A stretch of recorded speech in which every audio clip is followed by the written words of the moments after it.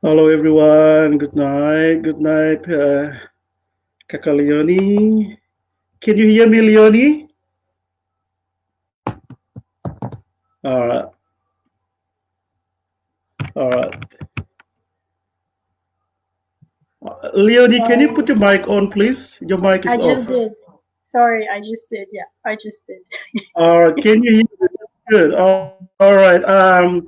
While waiting, yeah. Alright. While waiting for everyone to come in, maybe we just play some songs, and then we'll get them to come in. So we'll just listen to one song from West Papua. So, all right, just a minute.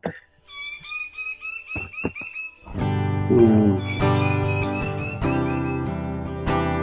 Sorry, just a minute.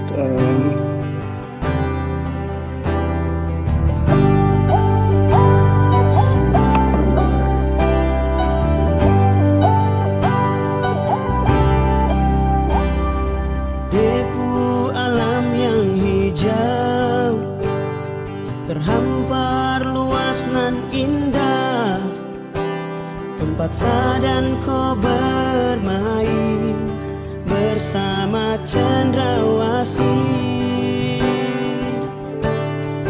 Depu laut yang biru dan pulau yang mempesona, tempat ikan-ikan dong hidup dan bermain.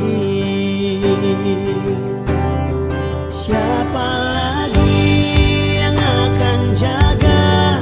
Siapa lagi yang akan lihat?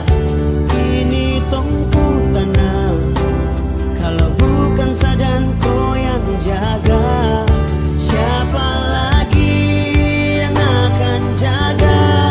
Siapa lagi yang akan lihat?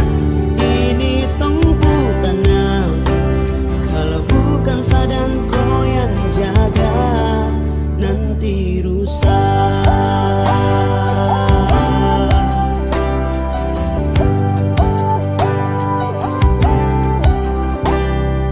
Depu alam yang hijau, hampar luas nan indah, tempat dan flora fauna hidup. Tapi sapu hutan mulai hilang, dibakar, ditebang, dihancurkan. Siapa lagi yang akan jaga? Siapa lagi yang akan lihat? Ini tongku tanah, kalau bukan sadan kau yang jaga. Siapa lagi yang akan jaga? Siapa lagi yang akan lihat? Ini tongku tanah, kalau bukan sadan kau yang jaga, nanti rusak, nanti rusak. Jangan sampai burung surga deh pergi, mari torang jaga.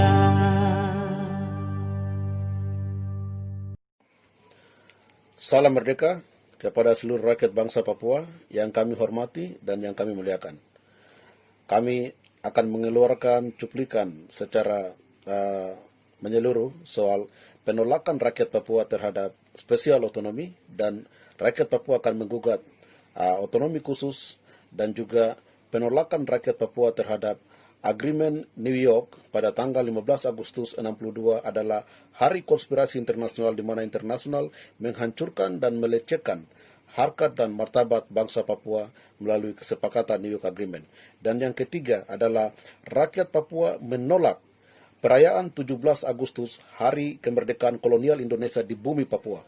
Kami rakyat Papua tidak akan pernah menghormati bendera merah putih di mana di dalam bendera itu mengalir darah dan air mata orang Papua. Kami menolak dengan tegas karena rakyat Papua adalah sebuah bangsa yang telah merdeka dan telah berdaulat penuh berdasarkan hukum-hukum internasional. Tuhan memberkati bangsa Papua tetap kuat dan konsisten. Merdeka.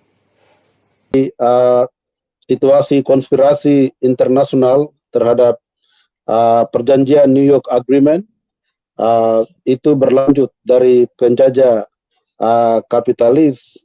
Konspirasi internasional itu dia berlanjut untuk bagaimana Indonesia secara ilegal bisa menjajah bangsa Papua itu, dan juga proses penjajahan itu masih berlanjut sampai dengan pemberlakuan otonomi khusus. Dan dalam pemberlakuan otonomi khusus itu nanti kami akan bahas lagi soal hari kemerdekaan bagi negara kolonial Indonesia yang akan dirayakan pada 75 tahun. Kami akan menyampaikan beberapa statement kami dan apa yang rakyat Papua Barat merasakan selama hidup bersama dengan Indonesia, dan juga pesan-pesan politik dan pesan-pesan moral yang akan kami sampaikan pada kesempatan malam ini.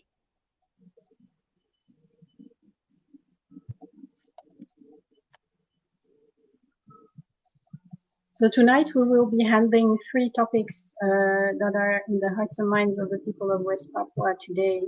The first topic is the international conspiration, which went through the New York Agreement.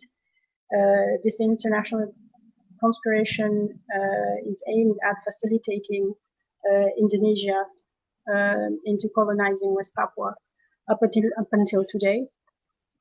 And up until today, under the shape of, and that is the second topic, the special autonomy, which is enforced onto the West Papuans. And the third topic would be the fact that tomorrow Indonesia will be celebrating its 75th anniversary of its independence. And for that, the chairman will share some political messages around that topic, with regard to how the West Papuans feel about this anniversary, and also some moral messages, or messages that are based on moral grounds towards the Indonesian population and government. Ya, baik. Mungkin sambil menunggu moderator kita, mungkin ada kesalahan teknis, tapi kami akan tetap melanjutkan diskusi kita di saat malam ini. Jadi untuk menjelaskan 4 situasi ini yang sangat terpenting sekali, ini adalah situasi yang dimana rakyat Papua sedang menghadapi satu situasi yang bisa dikatakan sangat kritis, dan juga momentum ini kalau tidak dijaga dan tidak diloloskan secara teliti, secara bertanggung jawab oleh seluruh organisasi Papua Merdeka, seluruh faksi-faksi perjuangan bangsa Papua, itu nanti kami akan memperpanjang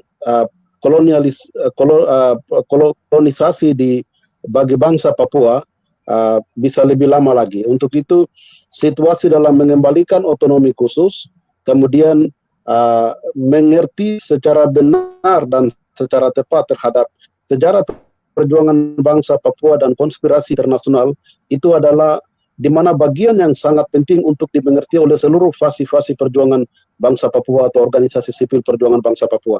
Dan nanti akan kami sama-sama jelaskan di malam ini, tetapi kami juga menyampaikan banyak terima kasih kepada beberapa organisasi yang kami melihat sudah banyak melakukan webinar, kemudian sosialisasi kepada rakyat Papua Barat melalui telekonferensi dan yang lain. The Chairman Bomanak stresses and emphasizes the critical situation that the people of West Papua finds themselves in. If this is not addressed properly, if the situation, the crisis is not addressed properly and urgently, then the problems will become bigger and bigger.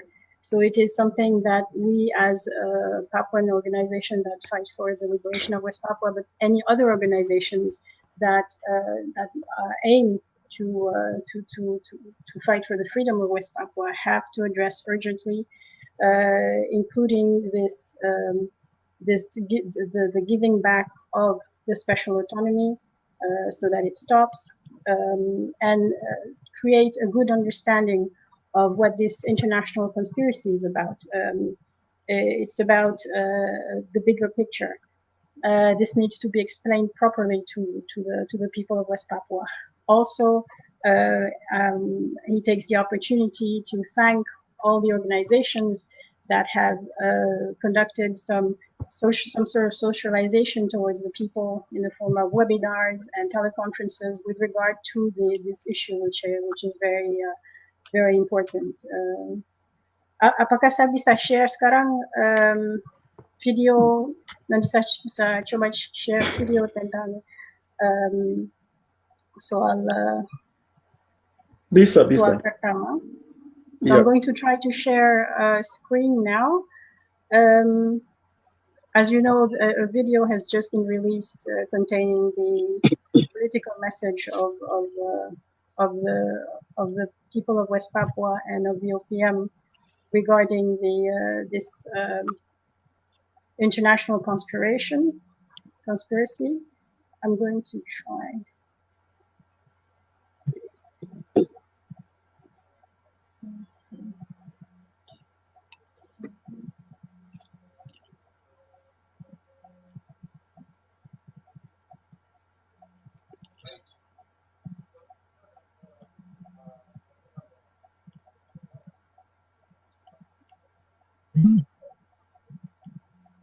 Sebetulnya malas menjelaskan apa itu otonomi khusus. Kami akan menjelaskan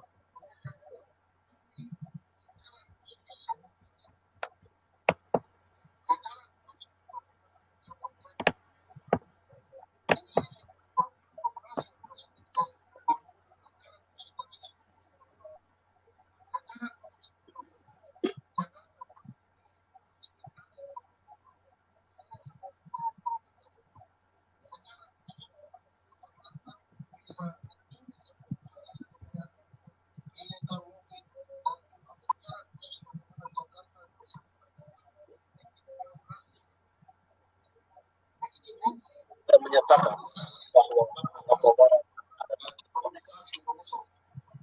Indonesia sudah secara resmi menyatakan bahwa Papua Barat adalah di luar daripada Indonesia. Indonesia kontrak pertama dilakukan pada 7 April dan kontrak kedua dilakukan pada 1991 sampai dengan 2021.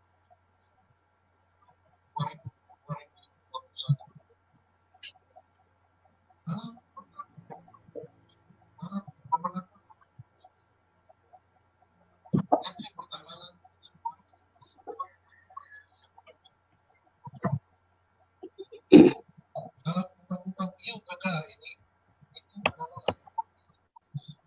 atau izin pertambangan di mana bagaimana adalah dari Sabang. Untuk itu, Tentara Pembebasan Nasional Papua Barat akan terus berani dengan tulus hati bahwa satu membuat proses terbentuk lagi dari 2001 sampai 2021. Jadi ini dengan program politik yang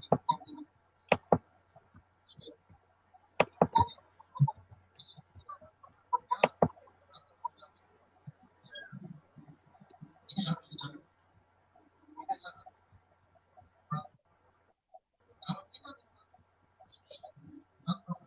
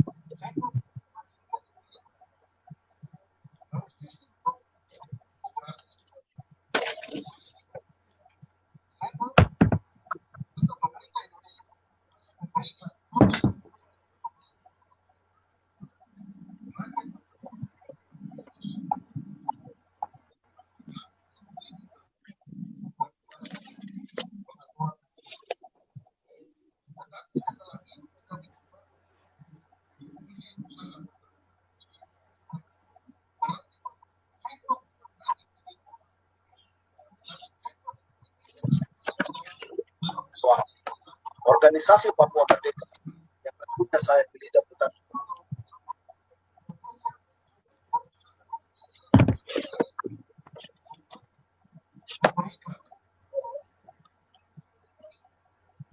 Indonesia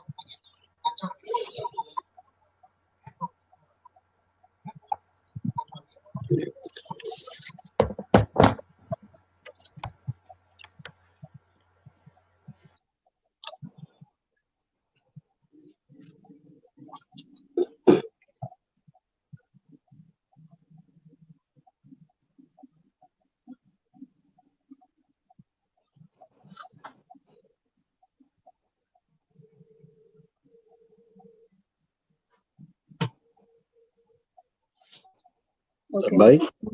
mungkin bisa teruskan.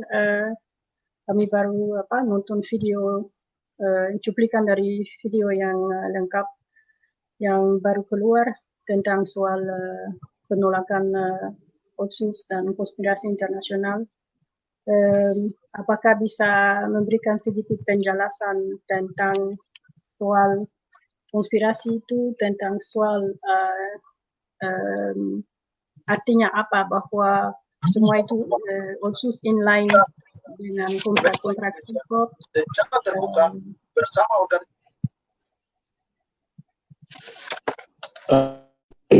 jadi terima kasih tadi dalam video yang pertama kami bikin sebetulnya kami lihat dia punya soundnya tidak terlalu clear, tapi baik kami akan mencoba menjelaskan.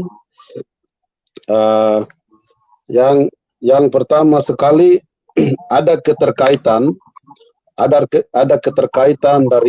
dari soal sejarah yang mesti harus kami semua mengerti, yang lebih khusus kepada semua organisasi-organisasi perjuangan bangsa Papua, supaya kami tidak mencoba perjuangan ini di luar daripada sebuah politik internasional yang sudah berjalan cukup lama untuk memalangkan nasib bangsa Papua. Jadi sejarah konspirasi internasional itu sangat penting sekali, di mana kita mempelajari bahwa ada dua hal utama bagaimana Papua Barat, nasib bangsa Papua dihancurkan karena kepentingan internasional. Itu yang disebut dengan konspirasi internasional. Mengapa kami katakan konspirasi internasional? Karena ada masalah internasional yang di mana Papua Barat menjadi posisi penting, menjadi posisi tawar dari Amerika, kemudian Belanda, kemudian Indonesia termasuk PBB. Itu yang kami katakan bahwa konspirasi internasional. Papua Barat menjadi posisi tawar yang sangat penting dalam politik internasional pada tahun 1950-an sampai dengan 60-an.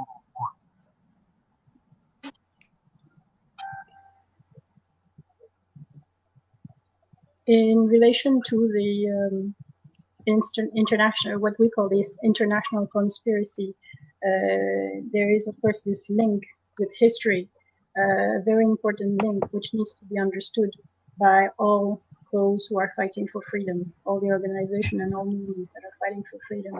It has to do with international politics and it has to do with history. So it needs to be understood well so that we can really fight against it. Because this has lasted for quite a while, since the 1950s, the 1960s.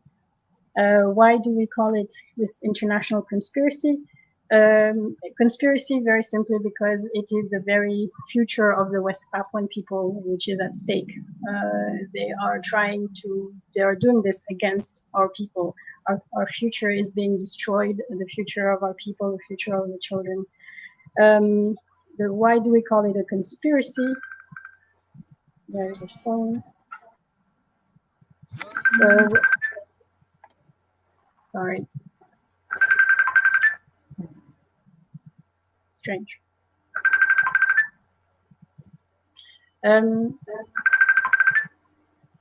Mm.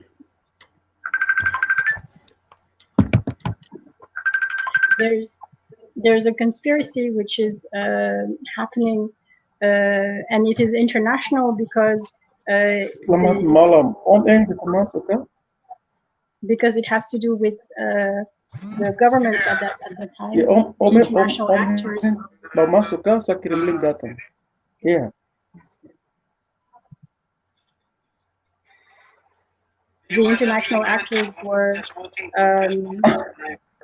the United States, Okay. Netherlands, All right, that's okay. Indonesia, but also the I'll United speak to Nations. maybe Uncle Hank wants to come in. I can send the link. And West Papua was used as a bargaining tool. We were basically what they could bargain about, Okay. and this has Om happened Hank, I'll since the send the link. Okay. 1950s, Saya kirim throughout the link sekarang. 1960s up until today. I'll send you the link, Om Hank.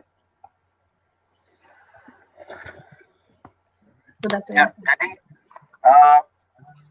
posisi Papua Barat sangat penting menjadi rebutan dan juga posisi Papua Barat dimanfaatkan oleh negara-negara penguasa di internasional pada saat itu. Jadi ada dua hal yang penting yang harus dimengerti oleh kita seluruh rakyat Papua Barat, bahwa posisi yang pertama adalah Papua Barat menjadi salah satu harga tawar oleh Amerika, Belanda, dan juga Indonesia pada saat Perang Dunia Kedua, dari antara isu blok timur dan blok barat, antara blok kapitalis dengan sosialis. Jadi di situ posisi Papua Barat menjadi penting dan menjadi pertikaian antara kedua blok ini. The Chairman Bomanak further explains that our position was very important and remains very important since that beginning of that conspiracy. We were a bargaining tool, a bargaining price. They were for these powers, which started a war in those days, which was called the Cold War, a war that separated the East from the West, a war that separated the capitalist countries from the socialist countries. And the position of West Papua since that time up until today has remained a very, very crucial one. That needs to be understood by the people of West Papua and its leaders. Jadi setelah sejarah PBB itu terbentuk sejarahnya karena perang. Jadi waktu setelah Perang Dunia Kedua, kemudian bagaimana supaya seluruh negara-negara atau wilayah-wilayah kolonial yang sudah didekolonisasikan, termasuk Papua Barat saat itu Perserikatan Bangsa-Bangsa melahirkan sebuah resolusi Perserikatan Bangsa-Bangsa bernomor 1514. Berdasarkan resolusi itu, karena Belanda saat itu mengkolonisasi wilayah Papua Barat, oleh sebab itu atas dasar resolusi 1514 itu, Belanda mendapat otoritas penuh pada Canberra Agreement, pada kesepakatan Canberra Agreement pada tahun 1947, yaitu di mana wilayah-wilayah Pasifik untuk harus diberikan kemerdekaan berdasarkan resolusi 1514. Jadi pada saat Canberra Agreement itu juga posisi Papua Barat itu ditransfer ke dekolonisasi PBB sebagai wilayah yang tidak berpemerintahan atau non-self-government territory pada Februari 1947. Berdasarkan setelah ditransfer itu, Belanda mengambil otoritas saat itu untuk bagaimana bisa menyusun sebuah embrio negara Papua Barat, karena Papua Barat saat itu menjadi bagian daripada koloni Belanda.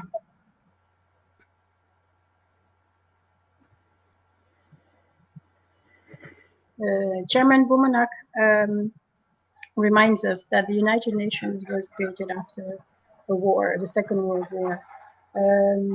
And countries around the world started writing resolutions, including the resolution number 1514 of the General Assembly, where it was stipulated what was to happen with the countries that were still a colony. That resolution is a crucial one, along with following documents, including the Canberra Agreement, which was signed in 1947 by the colonizers of countries in the Pacific, or territories that are in the Pacific. These Pacific territories were still colonized by their colonial power, but at that time, West Papua was included, and its position was defined legally as a non-self-governing territory. Based on that, the Dutch government was given the duty to prepare that territory to become independent, in accordance with the resolution 1514 of the United Nations. So all the stage was set for the preparation of that independence, and our position was clear. Jadi sampai detik ini status wilayah Papua Barat di PBB itu masih menjadi tanggung jawab PBB. Ada satu komite yang disebut dengan komite perwalian atau trusteeship, itu masih menjadi tanggung jawab mereka, dan di mana Belanda secara serius berdasarkan tanggung jawab yang diberikan atas dasar resolusi 1514, Belanda telah melaksanakan tugasnya di Papua Barat untuk bagaimana bisa mengakomodir dan bisa mendidik orang Papua Barat untuk menyusun kabinet embrio negara Papua Barat, dan itu sudah dilaksanakan oleh representatif daripada seluruh pemimpin-pemimpin bangsa Papua yang ada dalam Dewan Niguni waktu itu. Dan setelah dilakukan proses penggodokan atau proses persiapan daripada negara itu, dan secara resmi diakui oleh pemerintah Belanda dan disahkan pada 1 Desember 60. Itu adalah sebuah proses yang dimana terbentuknya, lahirnya negara Papua Barat itu diakui oleh pemerintah Belanda, dan itu dia inline berdasarkan otoritas yang diberikan oleh resolusi 1514. Itu merupakan pengakuan yang mutlak oleh pemerintah Belanda bagi negara Papua Barat dengan embrio yang sudah dibentuk pada 1 Desember 1961.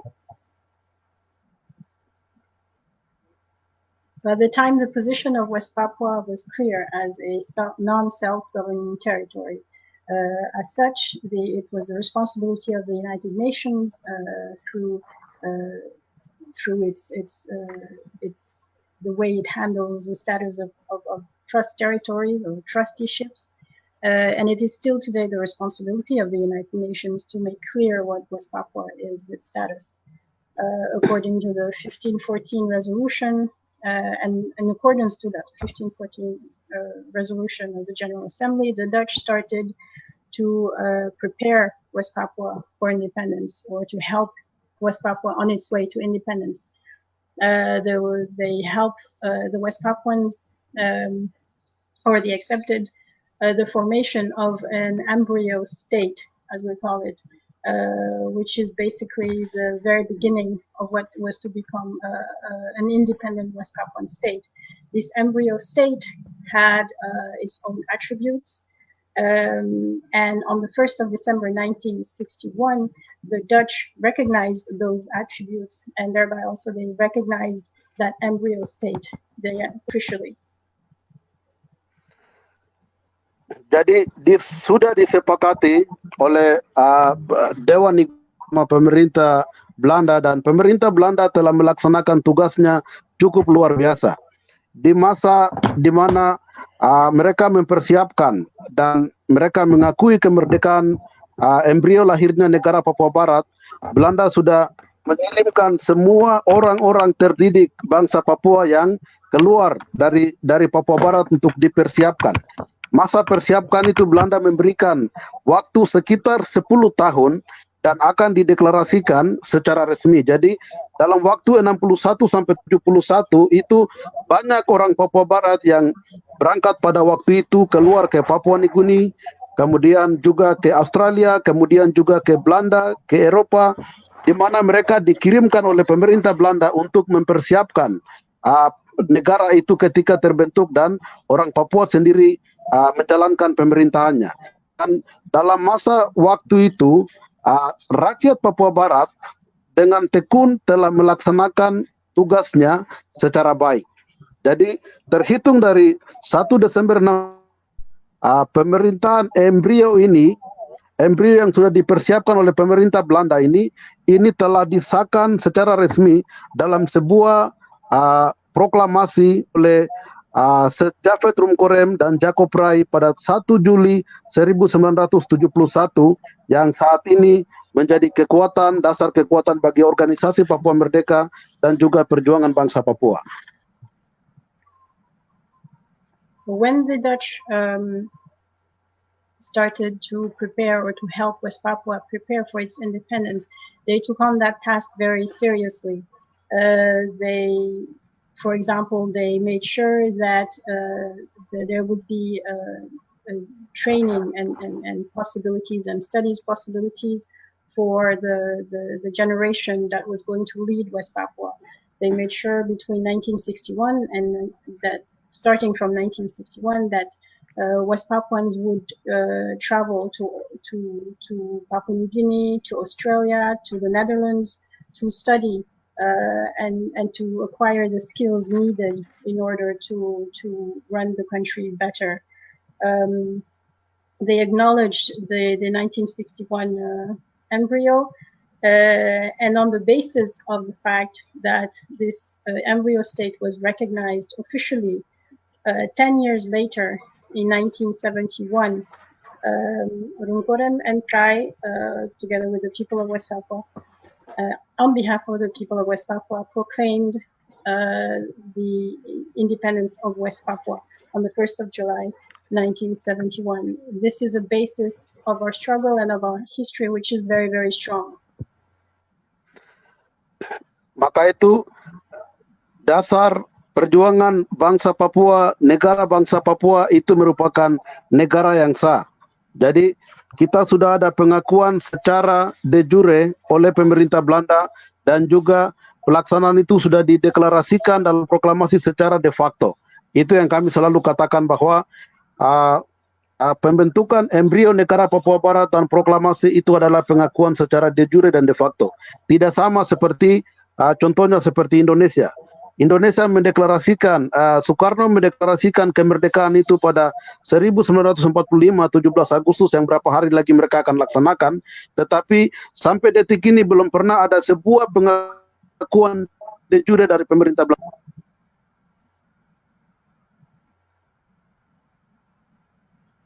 The proclamation that was made on the 1st of July 1971 is a very strong basis for our struggle. It is a very strong legal basis as well, because it is in the continuation of the official recognition by the Dutch on the 1st of December 1961 of the embryo state of West Papua.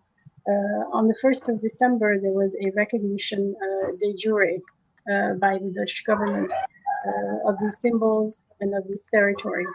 On the 1st of July 1971, 10 years later, it was a de facto fact or act which came out. That is why it is a very strong legal basis that the West Papuans can use to say that we are a country, we are a state. It is different, for example, from the 17th of August 1945 proclamation of the Indonesian government or the Indonesian who were still colonized by the Dutch at the time when they made the proclamation. That proclamation, up until today, has never been recognized de jure by the Dutch government. Jadi mengapa organisasi Papua Merdeka dan perjuangan rakyat Papua di mata dunia internasional itu dia kuat sampai detik ini? Dan juga mengapa Indonesia tidak bisa mengalahkan diplomasi perjuangan bangsa Papua di luar sampai detik ini? Walaupun dengan segala macam dilakukan oleh pemerintah Indonesia, namun karena kekuatan sejarah, pengakuan secara de facto dan de jure ini sangat kuat, maka itu perjuangan bangsa Papua telah menembus internasional dan telah diakui oleh negara-negara di seluruh dunia dan juga termasuk Perserikatan Bangsa-Bangsa. Maka itu buktinya pada tahun 1974, 75, 76 itu secara didirikan kantor perjuangan bangsa Papua, kantor pemerintahan Republik Papua Barat di Senegal, kemudian di beberapa negara di wilayah Pasifik termasuk di Vanuatu dan juga di Eropa dan juga di PBB. Perjuangan bangsa Papua dibicarakan di dalam, diperdebatkan di dalam bahwa bangsa ini sudah pernah merdeka berdasarkan resolusi 1514 dari Perserikatan Bangsa-Bangsa. So this, I'll summarize very briefly. The proclamation of the 1st of July 1971 was recognized by a number of countries outside of Indonesia. This is why it gave it strength. This recognition between 1974 and 1984 that gave us the possibility to have to open a bureau, an information bureau, a representation of the West Papuan state in Africa, in Senegal. It also gave us the opportunity to open representations of the same state based on that proclamation in other countries, including in Vanuatu when it started, when it became independent. So this proclamation is legally something that we can stand on.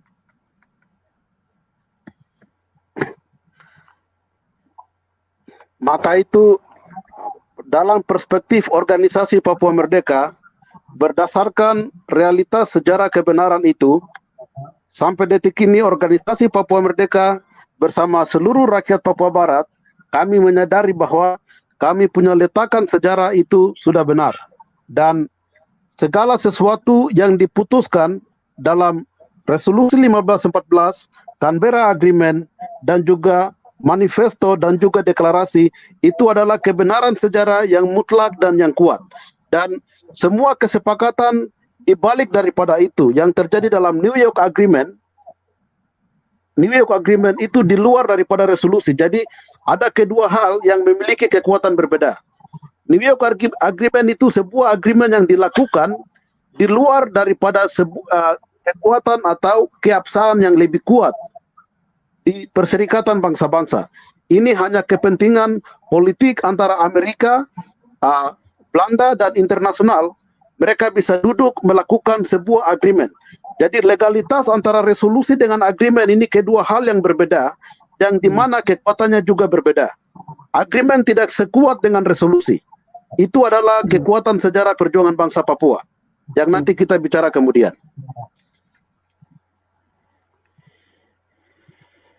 As far as the OPM is concerned, it is important for the West Papuan people to know that we stand on the right side of history. We stand on the right side of history in line with what was stipulated in the 1514 in the resolution number 1514 of the General Assembly. We stand in line on the right side of history when it comes to the Canberra Agreement, which gave us precisely what sort of territory we were. We stand in line with history when we made our proclamation on the 1st of July 1971, and we stand strong on the right side of history. Also, we see that on the other side, when it came to the conspiracy that they tried to do against us, we see a New York Agreement which does not stand in line with the resolution 1514. It is an agreement based on economic interest made by interested parties. On the other side also, we see an agreement which is not as strong as a resolution that was voted by a General Assembly of the United Nations. So indeed, the OPM stands strong, and it stands on the right side of history. Greetings to Paheng Rombeos, who has also joined us. Jadi selamat malam. bergabung kakak penasihat Paheng, selamat malam. Jadi Selamat malam semua. kami hormat, kami lanjut. Jadi kekuatan dari resolusi dan keputusan PBB itu sebuah keputusan yang mutlak sama dengan agreement. Agreement itu diputuskan hanya kepentingan Papua terhimpit karena kepentingan sosialis dan kapitalis, dan juga diplomasi Soekarno untuk dan Rusia, dan bagaimana Amerika berpikir bahwa nanti kalau Indonesia bergabung dengan Rusia dengan Uni Soviet, ini akan memberikan sebuah kekuatan besar bagi sosialis. Maka itu dengan kepentingan perang dingin antara sosialis dan kapitalis, dan juga dengan kepentingan ekonomi di Papua Barat, akhirnya terpaksa pemerintah Amerika bisa menekan Belanda untuk melepaskan semua dan melakukan agreement. Jadi ini sebuah hal yang rakyat Papua Barat kita semua menyadari bahwa masalah ini tidak akan pernah selesai. Kalau Tuhan kehendaki dan kita merdeka, tetap kita akan kita akan seret semua orang-orang ini menuju ke pengadilan, dan kita akan adili mereka di International Court and Justice. Karena New York Agreement itu dia tidak memaknai, justru New York Agreement dia against dengan resolusi 1514. Dan ini sebuah masalah yang harus dibicarakan secara hukum internasional.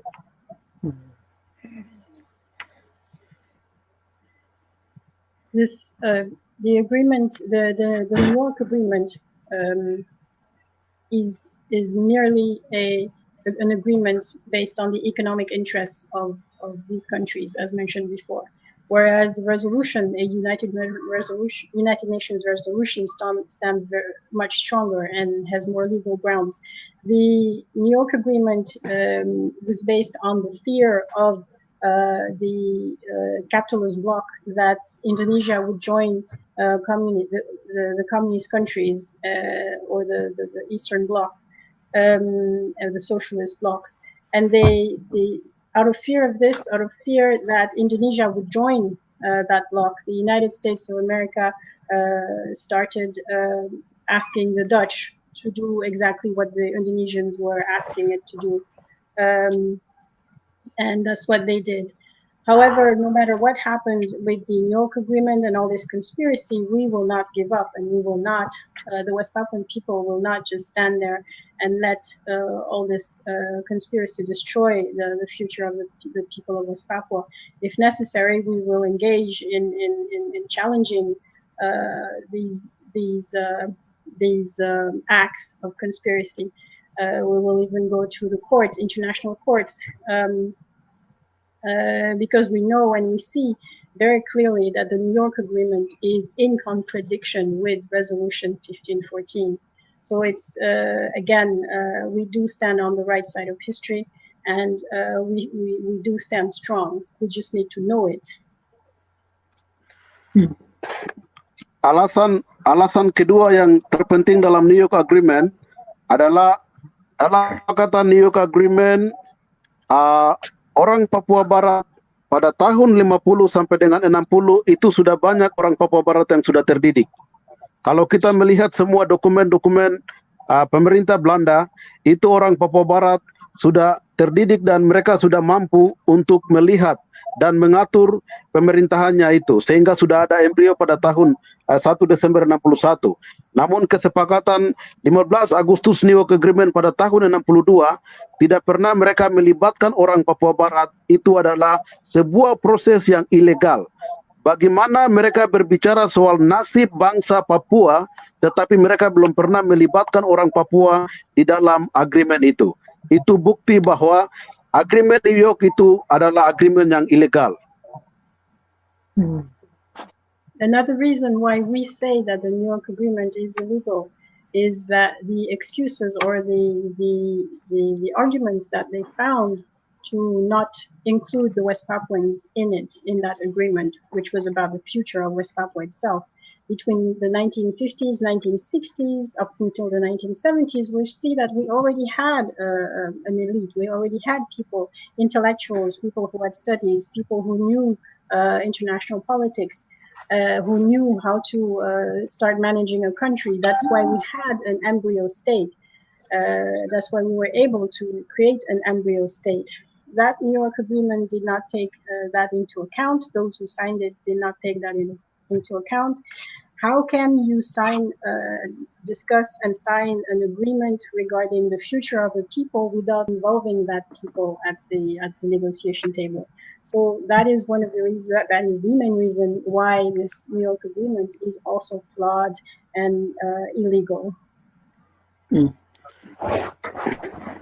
Oleh sebab itu, dalam perspektif dan pandangan OPM, Organisasi Papua Merdeka sebagai organisasi Indo, kami tidak pernah mengakui Indonesia di Papua Barat itu sah.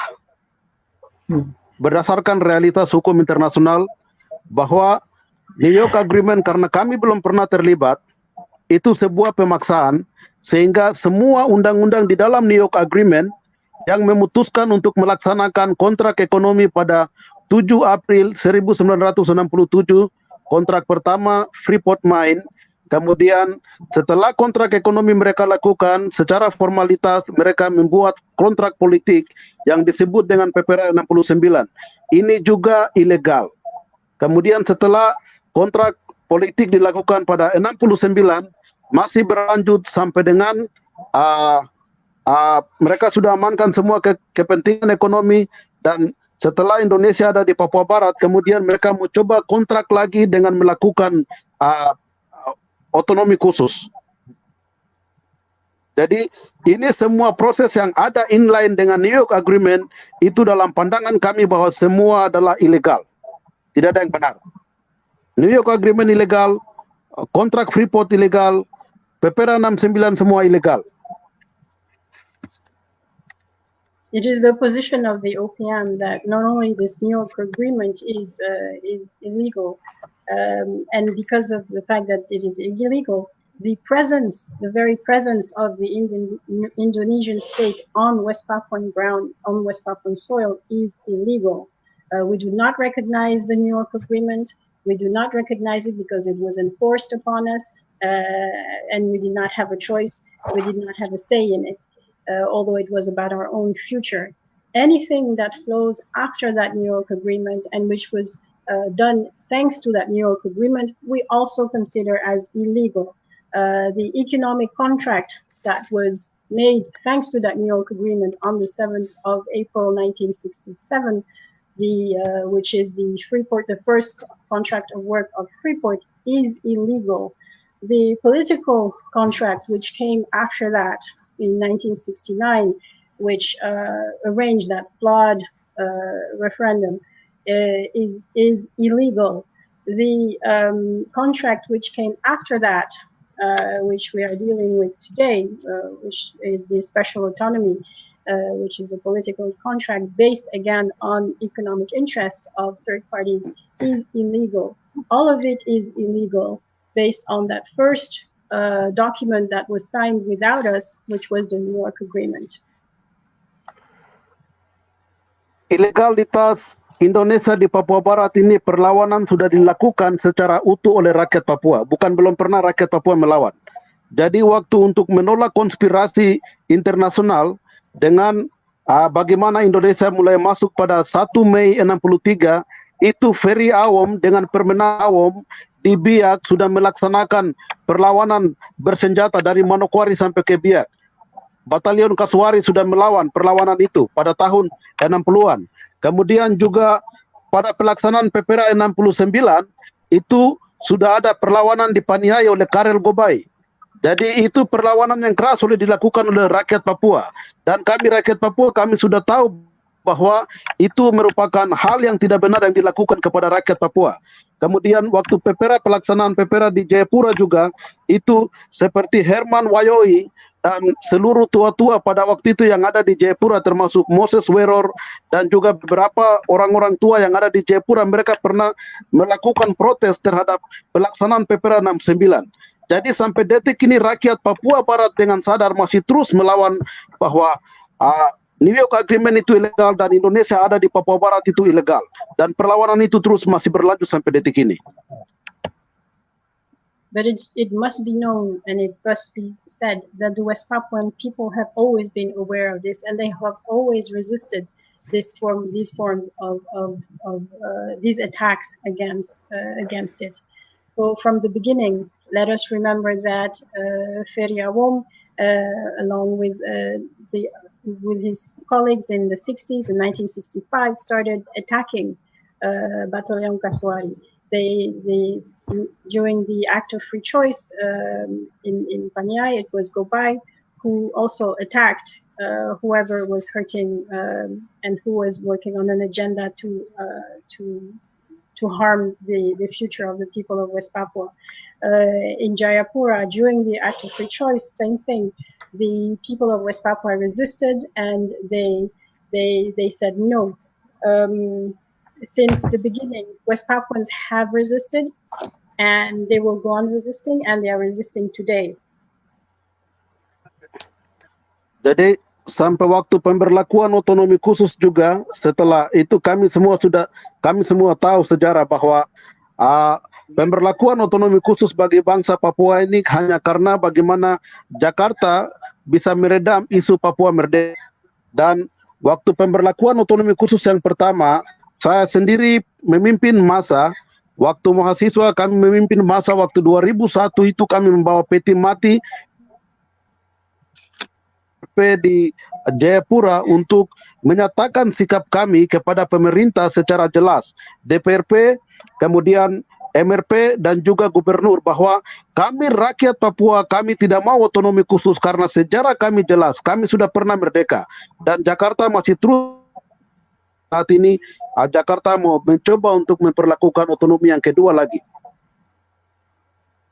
And so also with that new tool that they invented, the special autonomy, we also showed that we did not agree that, and we resisted its implementation. Chairman Bomanak himself was leading the student protest at the time in Jayapura in 2001 when he led a march with a coffin to symbolize that for them that special autonomy was dead, to convey their opinion and their rejection of the West Papuan people on this special autonomy, which this happened in 2001, and they conveyed it to the authorities at the time, the parliament, the governors, and so every single time the opinion of the West Papuan was made known to Jakarta. Mungkin saya bisa jadi satu hal yang dalam pemberlakuan otonomi khusus ini kami bisa melihat bahwa otonomi khusus itu merupakan kontrak politik yang dilakukan oleh Jakarta yang sudah jelas-jelas bahwa Jakarta sendiri mengerti, Indonesia sendiri mengerti bahwa Papua Barat itu bukan wilayah integral daripada Indonesia. Indonesia sedang menjajah Papua Barat itu secara ilegal, maka itu sistem yang harus dia lakukan adalah kontrak politik. Kontrak politik yang dia lakukan itu adalah otonomi khusus.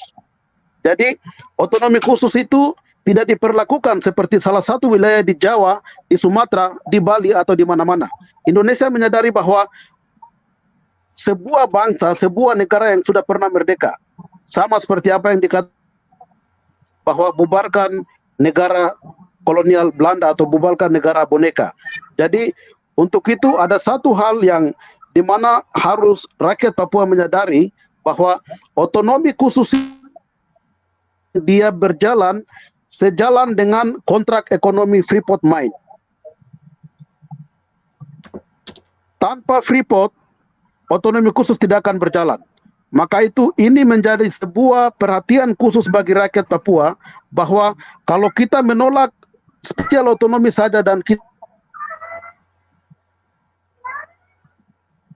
tidak menutup Freeport, otonomi akan tetap berjalan karena roh dan otonomi khusus itu adalah hasil kekayaan rakyat Papua.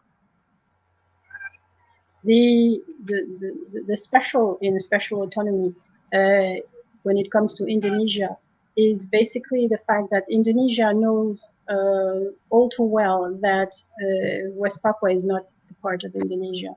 That is why it has to come up with a construction, a political contract to make sure that West Papua is still integrated in this unitarian republic. West Papua is not like a region like the other regions of Indonesia, like Java or Bali. No, Indonesia has to specify with a special autonomy that West Papua is part of Indonesia. They also have to, there's also the need of Indonesia to have Freeport back up these policy. The special autonomy would not exist without the funds that come from Freeport. So it is both are coincide and they run. They are synchronized in such a way that they go together. The fact that Indonesia recognizes that West Papua is special, that it is different because it was supposed to become a state on its own, is also seen from the way that in the 60s, the Indonesian president at the time mentioned or stated that West Papua was a puppet state, but he still recognized that it was a state with the emphasis on the word state. Undang-undang otonomi khusus itu adalah produk hukum kolonial. Tidak ada sesuatu yang baik dalam undang-undang otonomi khusus. Jadi dalam undang-undangnya itu ada 24 bab. Dalam otonomi khusus itu ada 24 bab dan ada 79 pasal. Dari pasal keempat itu, dia berbicara tentang ada 5 hal penting. Ada 5 hal penting yang di mana itu betul-betul kalau kita melihat di situ ada proses kolonisasinya. Jadi ada 5 hal penting itu. Yang pertama yang tidak berlaku dalam undang-undang otonomi khusus, yang tidak berlaku di Papua Barat itu, yang pertama kewenangan itu ada di tangan Jakarta adalah fiskal dan monitor. Fiskal dan monitor ini soal keuangan. Kemudian yang kedua adalah defense, soal pertahanan dan keamanan negara. Kemudian yang ketiga adalah soal hukum. Soal hukum itu tidak berlaku bagi orang Papua. Kemudian yang keempat soal religion. Soal religion, kebijakan tertinggi itu tidak berlaku bagi orang Papua. Kemudian yang kelima adalah international relationship atau politik internasional, hubungan internasional.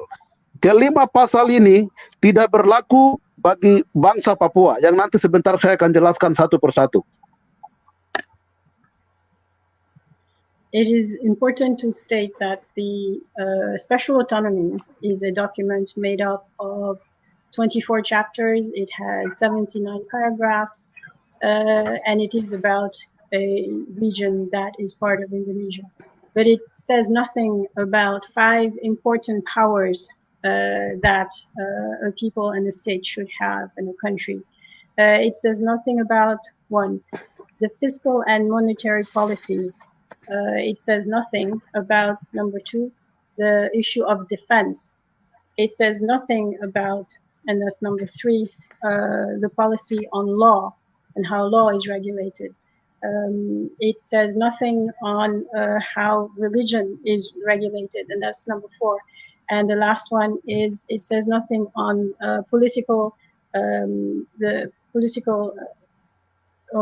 international relations. Also a topic that is only arranged by Jakarta. None of these issues are on in that special autonomy package that is enforced upon West Papua. So none of it falls under the control of the West Papuans themselves. Jadi dari kelima power yang tidak diberikan kepada orang Papua, ini yang biasa dalam beberapa media kita biasa lihat bahwa Gubernur Papua Lukas Nmb ada marah-marah di TV bahwa dia tidak punya kekuatan, yang diberikan hanya uang saja. Itu karena itu semua kelima kekuatan ini diatur oleh absolute power. Absolute power ini hanya diputuskan oleh Jakarta. Maka itu kita coba lihat, bahwa misalnya fiskal dan monitor. Fiskal dan monitor example seperti di Freeport Mine. Hasil kekayaan yang ada di Freeport itu semuanya utuh diatur oleh Jakarta. Tidak sama seperti beberapa perusahaan di seluruh tanah Papua. Ada sekitar 400 lebih perusahaan yang ada di Papua. 140 itu perusahaan yang terregistrasi di dalam Pemda Provinsi Papua, tetapi 400 lebih itu semua liar. Jadi, tetapi Freeport itu tidak termasuk di dalam otonomi khusus dan penghasilan Freeport itu diatur semua oleh Jakarta yang sudah ada di dalam absolute power yang disebut tadi bahwa soal fiskal dan monitor. Semua keuangan dari Freeport itu diatur secara utuh oleh Jakarta. Of these 5 issues, we see often Governor Nmb complain that he has, for example, absolutely no power on these issues that are needed to run the region. That absolute power is in Jakarta. One example, so the first example is this fiscal and monetary power. All of it is arranged by Jakarta. The companies that are part of that package deal, the Special Autonomy package deal, they would bring back some money in West Papua, but the company that falls outside of this range and which has to do with fiscal and monetary power is Freeport. All of it goes to Jakarta. None of it goes back to West Papua. From the 400 companies that are in West Papua and that are part of this scheme of special autonomy, the fiscal and monetary issues are not managed by the West Papuans. They are managed under that absolute power that Jakarta has, and Freeport is basically a direct line to Jakarta, and none of it is going back to West Papua. Jadi Special Autonomy itu adalah cara khusus secara ekonomi untuk bagaimana Indonesia tetap mencuri semua hasil kekayaan di Papua. Jadi ada satu undang-undang dalam otonomi khusus. Setelah mereka berikan otonomi khusus, pemerintah Jakarta dan pertambangan mereka mencetak satu undang-undang baru itu yang disebut dengan IUPK. IUPK itu adalah izin usaha pertambangan khusus. Undang-undang IUPK izin usaha pertambangan khusus ini dicetak pada tahun 2017. Undang-undang yang diresmikan dikeluarkan oleh Menteri Pertambangan dan disahkan oleh MPR dan DPR untuk bagaimana semua hasil kekayaan di Papua itu dicuri secara khusus oleh pemerintah Jakarta. Jadi otonomi khusus itu sebuah sistem kolonial untuk mencuri semua kekayaan orang Papua secara khusus dalam undang-undang yang disebut dengan IUPK. Indonesia facilitates the stealing of the wealth of the West Papuans by installing some legislations to make it easier. One of these laws that came about was created in 2017. It was the IUPK, which is a regulation, and it stands for the Special Mining Business License, which basically facilitates the taking of the wealth of West Papua and makes it easier for companies to steal and to give part of that money to Jakarta. Jadi kalau kita lihat secara teliti bahwa Freeport itu mulai beroperasi pada 1973. 1973 itu Freeport sudah start untuk mengambil emas, perak, dan tembaga dari Papua. 1 tahun itu dalam angka dan dokumen dari pertambangan bahwa Freeport bisa menghasilkan 133 triliun. 133 triliun itu diberikan kepada pemerintah Indonesia. Dalam persentasenya itu sekitar 9, berapa persen begitu. Jadi 133 triliun ini diambil semua oleh Jakarta dan diatur oleh Jakarta. Jadi kalau kita hitung dari tahun 1973 sampai dengan 2018, itu ada sekitar 45 tahun. Dalam waktu 45 tahun, Jakarta mencuri uang rakyat Papua itu 5.988 triliun. Coba bayangkan, 5.088 triliun. That's a lot of money. Okay. The example that is given here is that of Freeport again. We need to calculate how much money Freeport has been giving to the Indonesian government and how none of it has been going to the West Papuan people. Freeport has started to operate in 1973. And between 1973 and 2018, they have given money to Indonesia because of the mining of the copper and the gold. And it is at around 133.15 trillion rupiah in a year. This amount, if we look at the fact that it started in 1973 up to 2018, 45 years of digging all the gold and the copper. It's about, so it's 133.15 trillion times 45 years. We come at a total of 5,988 trillion rupiah, which was given to Indonesia by Freeport on the back of the West Papuans. Jadi kalau Presiden Jokowi waktu dia announce di Jakarta, dia bilang bahwa 94,23 triliun diberikan selama 20 tahun. Dari 2001 sampai dengan 2018 itu uang sangat besar. Itu Jokowi dia sangat keliru. Orang Papua punya uang yang Jakarta makan banyak. 20 tahun itu dia hanya kasih dalam otonomi khusus itu 94,22 triliun saja. Jakarta masih mau minta uang dan segala macam. Jadi ini tidak benar. Ini sebuah hal yang bagaimana orang Papua harus menyadari bahwa Jakarta dan milik kita.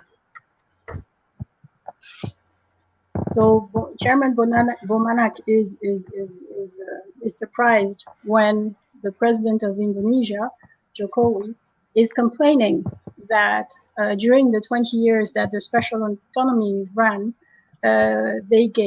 Jakarta gave to West Papua 95.24 trillion rupiahs. During 20 years, that is what they gave between brackets. They gave us 95.24 trillion, and he's complaining. And he's not looking at the 45 years of Freeport giving them 5,988 trillion rupiahs. For them, for the Indonesians, the 20 years of 94 trillion is a lot. What about the 5,988 trillion that West Papua has given to Indonesia for 45 years? So West Papuans have to be aware of this. Jadi itu hitungan yang saat ini bagaimana Jakarta sulit kasih tinggal Papua Barat, itu karena Papua Barat punya uang sangat besar sehingga Jakarta tidak bisa menekan Papua Barat. Dan kalau kita melihat laju pembangunan terjadi di Jakarta, semua aset-aset pembangunan yang ada di Jakarta itu dibangun oleh Belanda. Belanda yang membangun Jakarta. Seluruh Jakarta itu dibangun oleh Belanda. Jakarta mulai membangun dirinya itu mulai dari tahun 1978. 1978 itu Indonesia mulai membangun Jakarta atau seluruh Indonesia dengan program Repelita atau rencana pembangunan 5 tahun. Program Repelita, rencana pembangunan 5 tahun yang dibangun oleh Jakarta itu semua dana dari Freeport yang diberikan ke Jakarta dan Jakarta membangun seluruh provinsi di Indonesia.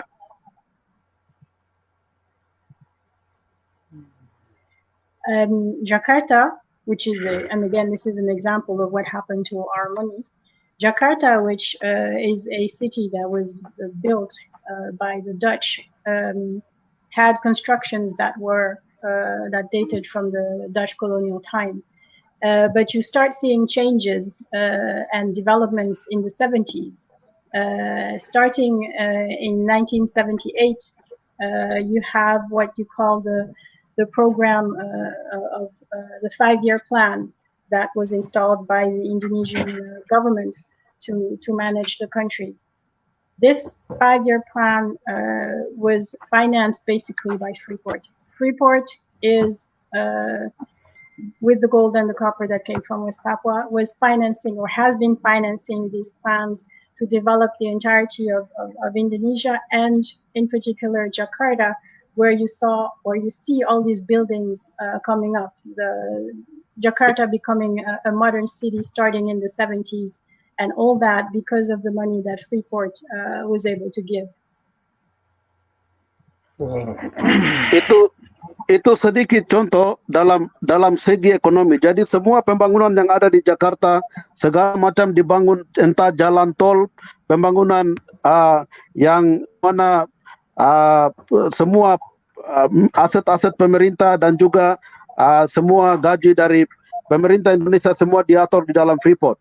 Kemudian kalau kita melihat dari segi pertahanan dan keamanan negara yang tidak berlaku di dalam undang-undang otonomi khusus yang juga diterapkan dalam absolute power, kalau kita mempelajari ketika TPN perang melawan TNI, misalnya di Dugama atau juga di Intan Jaya atau juga di beberapa titik yang sampai saat ini TPN masih perang, dan itu Presiden Jokowi akan memakai Papua untuk mengirimkan semua pasukan dari Jakarta ke Papua Barat di era otonomi khusus ini. Gubernur dan juga DPRP dan MRP tidak punya satu kekuatan untuk kasih stop itu, karena semua barang ini keamanan diatur oleh absolute power. Otonomi khusus tidak punya kekuatan sedikit pun untuk kasih stop Jakarta. Jadi Jakarta punya absolute power untuk kirim sejumlah militer ke Papua Barat, intelijen ke Papua Barat, non-organik dan segala macam untuk membunuh dan menindas orang Papua Barat sampai detik ini. Another absolute power which is not described or which is not in the Special Autonomy package deal is that of defense. The Indonesian army and the Indonesian police are basically listening to Jakarta. They are not listening to any orders that come from a governor or an MRP or any local government that would be in West Papua under the Special Autonomy. Everything is arranged by Jakarta, which has absolute power to send as many army units as they want. They are free to send as many police units as they want to further oppress, to further intimidate, to further victimize the people of West Papua. And under the Special Autonomy, the regional government, the governors and all that in West Papua have absolutely no power to stop it. It is Jakarta that decides to basically kill, send in its troops and suppress the people. Berdasarkan absolute power, mereka mencuri semua uang-uang di Papua dan mereka bisa membeli senjata mereka bisa membeli tank-tank di Jerman, dan mereka bisa membeli semua equipment militer itu dari luar negeri untuk bagaimana untuk kembali membunuh orang Papua Barat. And using that absolute power, they take the money from West Papua. They have all the power to take that money and to further enrich themselves and to further buy weapons, sophisticated weapons in Germany and all these other countries to further intimidate and oppress the people of West Papua, to further kill the people of West Papua. The special autonomy has absolutely no power. We have nothing. Secara religius, secara agama dalam absolute power itu, kita melihat bahwa nanti dalam waktu dekat, nanti pemerintah Jakarta menginstruksikan dengan absolute power membangun masjid terbesar di Koya. Mereka akan membangun masjid terbesar di Koya, dan juga kita jangan heran kalau mulai terjadi konflik seperti contoh 2 tahun yang lalu terjadi perang agama di Tolikara. Ketika perang agama terjadi di Kabupaten Tolikara, semua Muslim jihad itu dikirim dari Jakarta langsung ke Papua. Gubernur tidak bisa kasih stop, Kapolda tidak bisa kasih stop, karena mereka menggunakan absolute power untuk menguasai tanah Papua secara agama juga. Semua anak-anak kecil diculik dari beberapa kabupaten itu, dibawa ke Jakarta dan dididik dalam pondok-pondok pesantren. Mereka dididik untuk belajar Muslim, dan itu diatur otak mereka dari kecil. Itu semua diatur dalam absolute power secara agama. Itu yang harus orang Papua tahu. And the people of West Papua have to be made aware that another absolute power, a way of using that absolute power, is the religion. Religion, we should not be surprised that in the near future there will be a gigantic mosque that will be built in Koya. There's the fact that when at the time there was some conflicts, which was religious in Tolikara, it was the people in West Papua could not do anything about it. The troops of jihad, the jihadists that were sent to West Papua, could not be stopped by the local government because there was no power again. It meant that Jakarta was the one who could have stopped it from happening, so it was tolerated, which means that again Jakarta was using its absolute power in religious affairs to make sure that nothing would be done with regard to religious conflicts, and the jihadists were sent to West Papua without interference, and the West Papuans could not do anything about it. The young ones who are being kidnapped in West Papua and sent to Java or other places in Indonesia where they are being brainwashed and taught religion that is foreign to them. That is also something that is being controlled by an authority which has absolute power. That is the government. That is not the regional government. Again, the Papuans can do nothing about it because under the special autonomy, there's nothing that guarantees our right to religious freedom. So again, an absolute power which is misused by the Jakarta government. Secara hukum, di mana absolute power juga sekarang dilakukan bagi orang Papua, bahwa misalnya contoh-contoh kasus penembakan terhadap orang Papua atau juga pembunuhan Papua di beberapa peristiwa, misalnya 98 Biak, kemudian 2000 Wamena berdarah, kemudian 2006 Abe Pura berdarah, dan juga Paniai berdarah, dan beberapa tempat yang terjadi kasus-kasus pelanggaran HAM secara jelas yang dilakukan oleh TNI Polri atas nama Indonesia harga mati di Papua Barat, ini karena diproses hukum secara benar. Mereka akan dilepaskan dan mereka akan dibebaskan atas nama Indonesia harga mati karena mereka menggunakan absolute power. The absolute power which is used for the law, which is another power that is used by Jakarta. Again, it does not fall under the special autonomy. West Papuans have no authority over that. So all these human rights cases that have happened, the massacres in Jayapura, the massacres in Alipura, the Biak massacres, the Panyain massacres, all these human rights cases that were never resolved. Very strangely, it was the government or the courts were not able to solve them. The legal processes were flawed. The people who are guilty of these massacres, and we know who they are part of the military, they are part of the police, the Indonesian police. None of them have gone through what needs to be done in a normal court of law, in a normal justice system. Because the justice system, the law, it all falls under absolute power. Absolute power is in Jakarta. The local, the regional power has no power.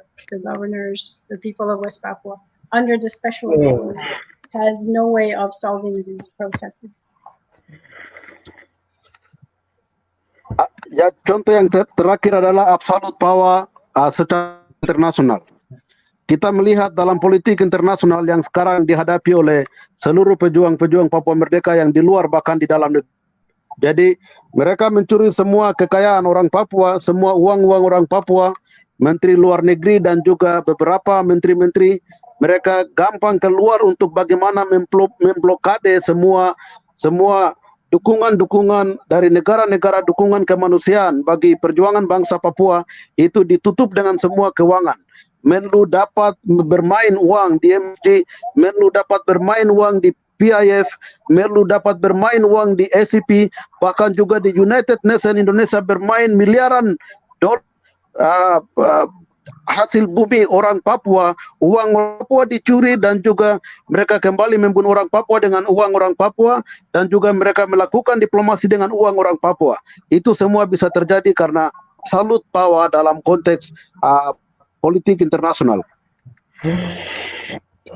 And in terms of international politics, one of the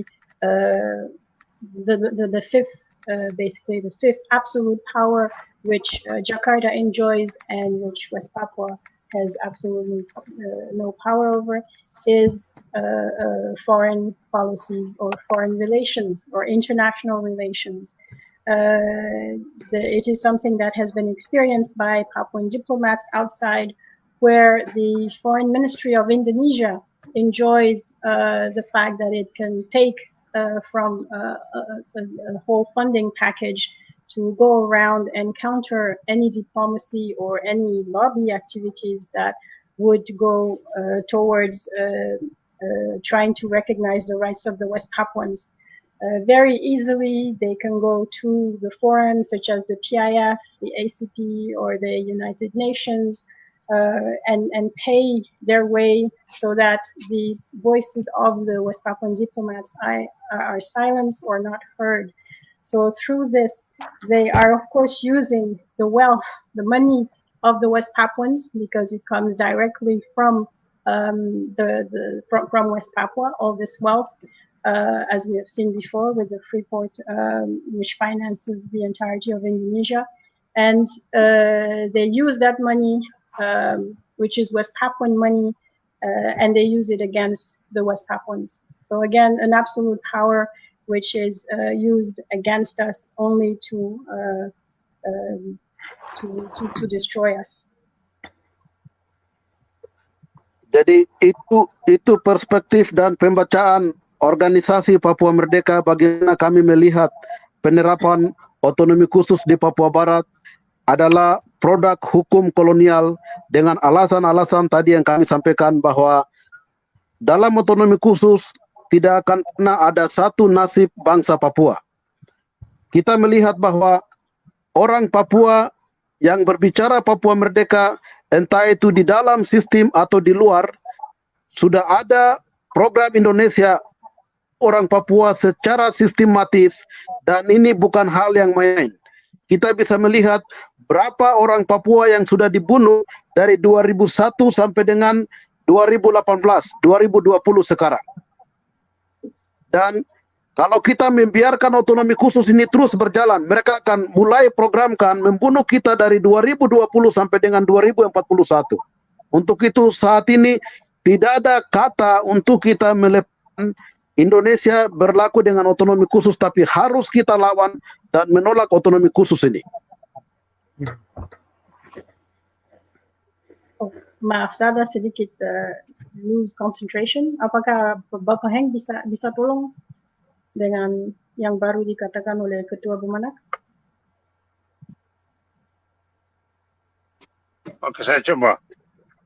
Terima So systematically, the Free Papua movement makes it very clear. OPM makes it very clear that for the future, there is no way that the process of the second term of special autonomy could be given to the people of West Papua. Jadi tidak ada alasan yang baik untuk masa depan bangsa Papua Barat di dalam otonomi khusus.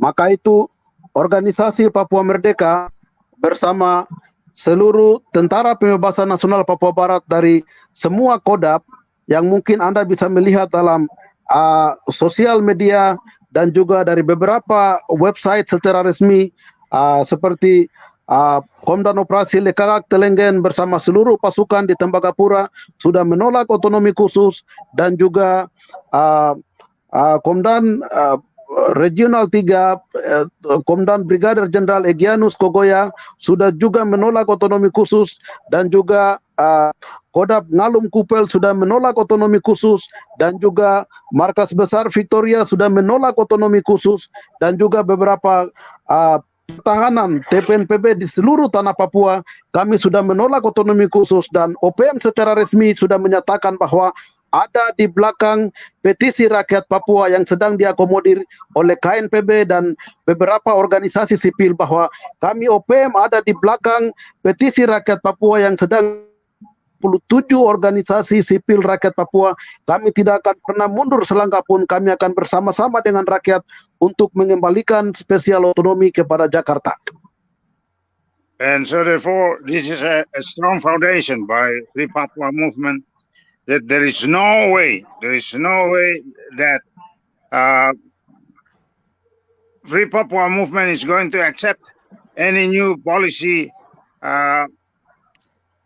formed by the Indonesian government to implement the policy of the second term of special autonomy, not only from the Free Papua movement as an official office in Victoria, but all other military posts across the region by the commanders such as Telenggen or Egyanus, that we are all unite formally through the petition now being run by the civilians and the population in Papua to go against whatever policy that the Indonesian government is coming out to implement in West Papua.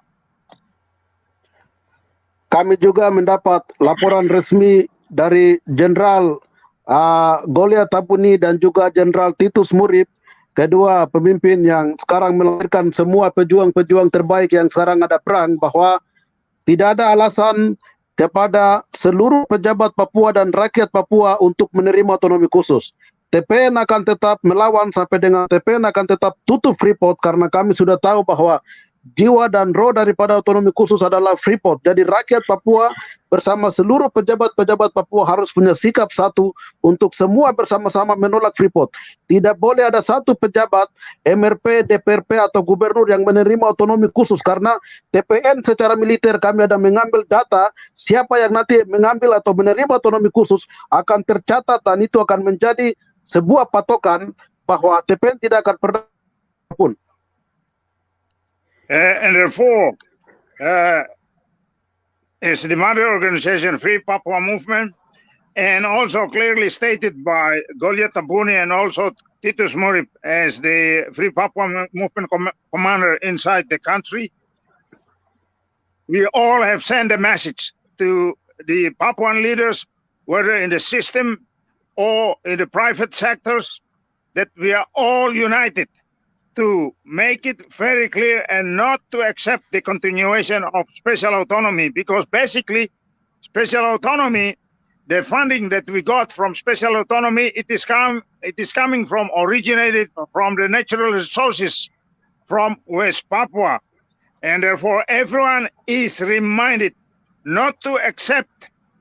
Otherwise, everyone, any leaders who accepted the continuation of the special autonomy will be written in the history and will be forever a notice for us that we cannot just accept this special autonomy, but this is the foundation, this is a formulation for everyone to reject the special autonomy.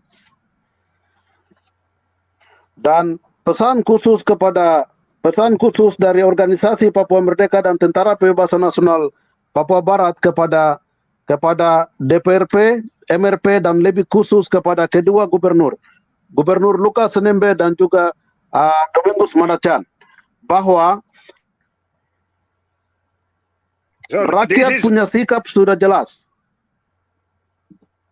So this is a special order or message to the Papuan leaders in the system, especially for the West Papuan governor, Mandachan, and also the governor of the province of Papua, Nmb, and also for the parliament member of DPR and also MRP, that our stand is very clear.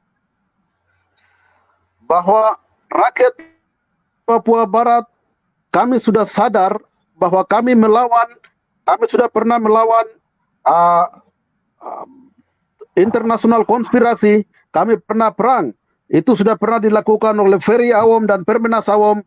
Kemudian kami sudah menolak PPRA 69 yang dilakukan oleh Karel Gobay, dan juga kami sudah melakukan demo di Jayapura waktu pelaksanaan PPRA 69, dan rakyat sampai detik ini punya sikap sudah jelas bahwa menolak otonomi khusus. Untuk itu, dalam petisi rakyat Papua kali ini, Gubernur DPRP dengan MRP harus membuat statement hitam di atas putih bahwa kita kasih putus bridge atau jembatan dengan Jakarta, dan Gubernur lepas jabatan, DPRP lepas jabatan, MRP lepas jabatan, bersama rakyat Papua kita menentukan nasib kami sendiri. It has been proved in the history.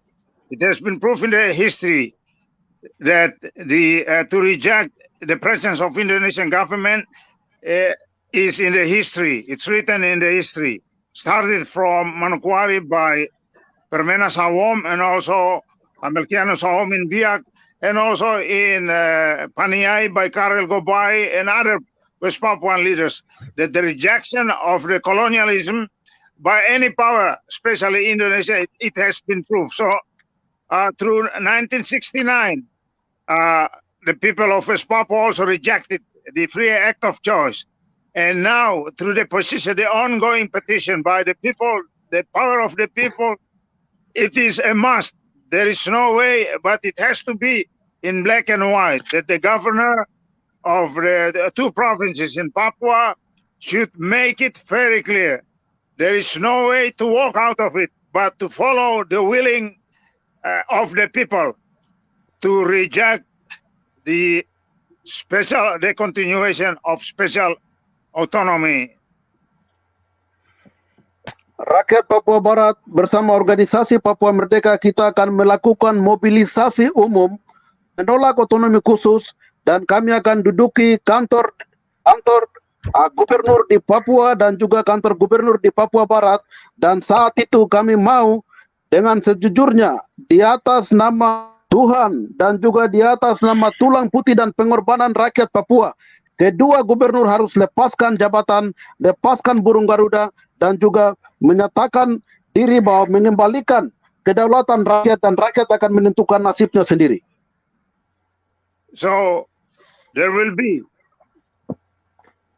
in the movement to reject the special autonomy, there will be a public or general mobilization through the entire the land of West Papua and Papua to reject the special autonomy, and we expect, or the people are demanding, that the government of West Papua and also Papua to hand over the public servant position or leadership back to the Indonesian government. And this is to show that this is the way it has to go. It is the will of the people that has to be demonstrated. Baik, yang terakhir menjelang perayaan HUT kemerdekaan yang ke-25 bagi kolonial Indonesia, kami atas nama rakyat Papua menyampaikan pesan-pesan politik kepada pemerintah Jokowi dan Kabinet Indonesia dari DPR RI, DPD dan juga MPR RI untuk dapat menerima pesan rakyat Papua Barat di saat ini. And finally, we would like to pass this message regarding the celebration of Indonesian independence, which is taking place on the 17th of August. And this is a message to the President of Jokowi and also the Parliament. And this is regarding the message regarding the celebration of Indonesian independence. Berdasarkan realitas sejarah dan penindasan di mana rakyat Papua kami merasakan sangat kejam yang dilakukan oleh pemerintah Indonesia atas nama pembangunan, atas nama otonomi khusus, atas nama kekayaan, yang dimana kami merasakan bahwa kami ingin mengajukan satu pertanyaan kunci kepada pemerintah Jokowi, bahwa apakah pemerintah Jokowi sebagai sebuah negara Indonesia yang sudah merdeka selama 75 tahun, apakah pemerintah Indonesia mengerti dan menyadari bahwa dasar negara pemerintah Indonesia yang tercantum di dalam Undang-Undang 1945 yang menyatakan bahwa sesungguhnya kemerdekaan itu adalah hak segala bangsa, dan oleh sebab itu maka penjajahan di atas dunia harus dihapuskan karena tidak sesuai dengan peri kemanusiaan dan peri keadilan. Apakah Indonesia yang sudah merdeka selama 75 tahun ini mampu melaksanakan undang-undang bahwa hak untuk bangsa Papua merdeka ini dapat dilaksanakan atau tidak? So, based on the history of Indonesian government and also the ruling of Indonesian government in West Papua to reach the age of 70 years of age, as the President of Indonesia is, or the government of Indonesia, the Republic of Indonesia, is mature enough to realize that its government going against its own national constitution, which is in the preamble of Indonesian government, which is the rights of self-determination, of independence. It is in the preamble of Indonesian government that it is every right of every people of nation.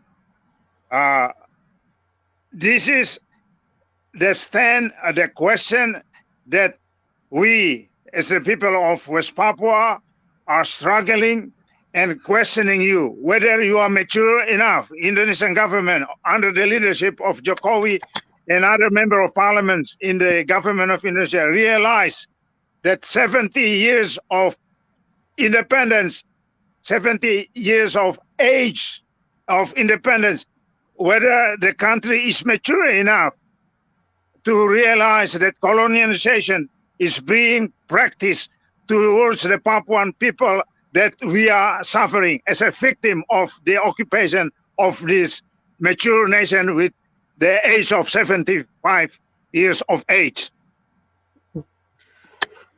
Kami melihat bahwa di dalam Undang-Undang 45 dan juga Pancasila yang menyatakan bahwa ketuhanan yang Maha Esa dan keadilan yang beradab bagi seluruh rakyat Indonesia.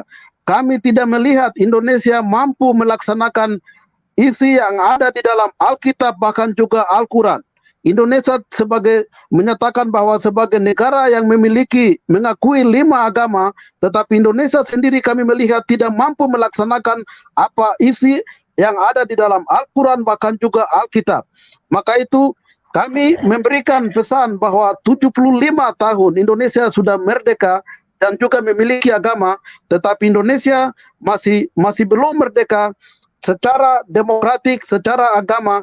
Oleh sebab itu, kami rakyat bangsa Papua merasa bahwa cukup sampai di sini kami dengan Indonesia. Kami malas dapat bunuh lagi, kami malas dijajah lagi, kami malas dicuri semua hasil kekayaan kami. Dan Jokowi, pemerintah Jakarta mulai berpikir kali ini dalam 75 tahun Anda merdeka, Anda harus mengambil sebuah keputusan politik terhadap nasib bangsa Papua. And therefore, if we look at the history again, Indonesia declared itself as a religious nation, declare on the 5 principles of the so-called Pancasila, and believes in the supreme God. Being a mature nation with the age of 75 years of age, there should be a realization that we cannot trust, we can no longer getting along and living in the system under undemocratic treatment of the people of West Papua. We can no longer see the treatment of the Papuan people, and so far we have been suffering. So being a religious nation, the time has come. The time has come for the government of Jokowi, under the leadership of Jokowi, that it is time to say goodbye by the people of West Papua to the Republic of Indonesia. And that is the best way for the Indonesian government to be respected by the international community, including the people of West Papua. Akhir daripada muatan statement yang cukup kuat yang ada pada kami organisasi Papua Merdeka, kami sudah memberikan opsi yang terbaik pada 2019 kepada pemerintah Indonesia bahwa OPM sebagai organisasi induk perjuangan bangsa Papua yang punya legitimasi dan eksistensi terhadap perjuangan bangsa Papua, OPM telah siap untuk menunggu Indonesia bisa berbicara bersama OPM dalam konteks eksternal negosiasi perundingan internasional, karena masalah Papua bukan masalah Indonesia, bukan masalah Jakarta, bukan masalah domestik, bukan masalah nasional. Masalah Papua adalah masalah internasional di mana PBB harus bertanggung jawab, Indonesia harus bertanggung jawab, duduk bersama rakyat Papua untuk menyelesaikan konflik politik yang berkepanjangan ini. And that is the message we would like to pass on to the government of Indonesia. Externally, we believe that the struggle of the people of West Papua, it is not a domestic issue between Indonesia and the people of Papua, but the Free Papua movement since 1969, under the Act of Choice, we have come up that the Free Papua movement has made it very clear that our struggle has come to a point where Indonesia should sit together with West Papuan people, a Free Papua movement, and the people of Papua to bring the issue back to an international issue. United Nations should be part of the responsibility to look back at what happened to the people of West Papua that we have been suffering through, to fight back, to regain our identity and the nation and our land. pesan moral terakhir kepada rakyat Papua bahwa berdasarkan realitas penjajahan yang begitu lama, 60 tahun, dengan penuh hormat kepada rakyat Papua, kami dari organisasi Perjuangan Bangsa Papua, OPM dan Tentara Pembebasan Nasional Papua Barat, kami menyampaikan hormat kepada rakyat Papua yang bisa teguh menjalani semua penindasan oleh kolonial bahkan juga kapitalis. Dan pada kesempatan yang dimana kami sedang melihat otonomi khusus sudah ada di depan mata untuk kami sikapi, kemudian New York Agreement kami sudah menyadari, dan yang terakhir bahwa perayaan HUT kemerdekaan negara Papua Barat yang mau negara Indonesia yang mau dilakukan di Papua Barat, kami tahu bahwa di dalam bendera merah putih itu ada darah dan air mata dan pengorbanan rakyat Papua sedang mengalir. Kali ini secara resmi organisasi Papua Merdeka kami menghimbau, dan juga TPN kami menghimbau kepada rakyat Papua bahwa rakyat Papua secara solid, secara bersama kami harus membuktikan kepada Indonesia secara damai bahwa kami tidak akan pernah terlibat dalam upacara perayaan 17 sebagai hari kemerdekaan kolonial Indonesia. Sampai dengan Indonesia harus menjawab aspirasi rakyat Papua secara demokrasi untuk melepaskan kemerdekaan bagi bangsa Papua. Through the long struggling of the people of West Papua, we pass the message by the people of West Papua to the colonial government of Indonesia that we do not want any longer that the Indonesian government repeat and has been repeating the colonization and the suffering of the people of West Papua. And therefore, through what we have learned from New York Agreement, that there is no West Papuan involved on it. And we consider that the occupation of Indonesia today, from the beginning until today, we have never been part of it. And therefore, we consider it as illegal. So formally, regarding the Indonesian red and white, red symbolizing the blood of the people, we have been suffering. Indonesia has committed crime against us. So much blood poured in the land of West Papua. And regarding your independence, which is the 17th of August tomorrow, to remind you formally that we ask the people of West Papua peacefully reject to participate on the celebration, which is tomorrow. This is an aspiration, a peaceful aspiration that we demand to the people of West Papua not to participate on this celebration tomorrow. Rakyat Papua harus tahu bahwa kita adalah sebuah bangsa. Bangsa Papua punya sejarah yang jelas. Kita sudah pernah merdeka secara de facto dan secara de jure. Itulah sebabnya Papua harus mengimplementasi diri kita dimanapun kita berada, bahwa kita harus sebagai rakyat yang sudah sebagai sebuah bangsa.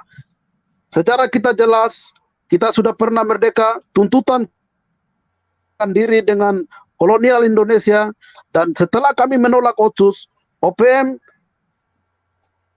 satu tuntutan, yaitu mengembalikan masalah Papua kembali ke dekolonisasi PBB, ke Dewan atau Komite Perwalian Trusteeship untuk berbicara kembali masalah Papua dan mengembalikan kedaulatan bangsa Papua kembali ke tangan orang Papua sendiri. Untuk itu, sekali lagi yang terakhir, kami kepada rakyat Papua tetap kuat bersama Tuhan, bersama kebenaran sejarah bangsa Papua, kita akan pasti menang. Merdeka. So finally, as an aspiration by the people of West Papua. We demand and we remind the people of West Papua inside the country, wherever you are, that we have been free once and we have been recognized as a nation, de jure or de facto. And that has to be practiced in our act towards the government of Indonesia. And we are looking forward through a peaceful process, and that should be recognized and realized by the Indonesian government. And the issue of West Papua should be returned to a decolonization process through what we call a trusteeship. And this is what we have been through, struggling. We have been through a history that we are a people, we are a nation, and it should be recognized by the Indonesian government and international community.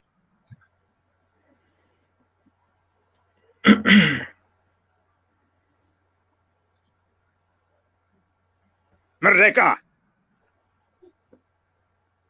Merdeka. Merdeka. Terima kasih. Mungkin dari saya sampai di situ mungkin ada penambahan dari Kakak Heng, dan kami kasih kembali waktu. Terima kasih moderator, terima kasih Kakak Heng, terima kasih Nona Leoni.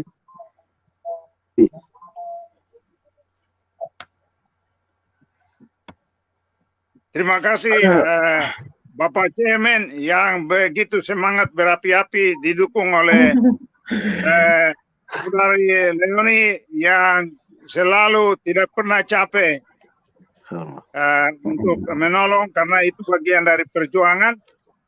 Dari penampilan yang sebelumnya, sejarah yang selalu berapi-api disampaikan oleh Saudara Ketua OPM, Saudara Jeffrey Bomanak, yang perlu ditekankan di sini bahwa bagi saya, that is my personal message, that at the moment, if you look through the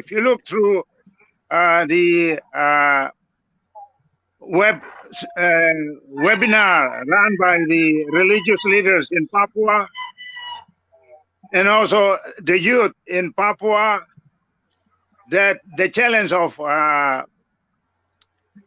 special autonomy is very clear. It's very clear. If you look at Wambrau and others, including our Reverend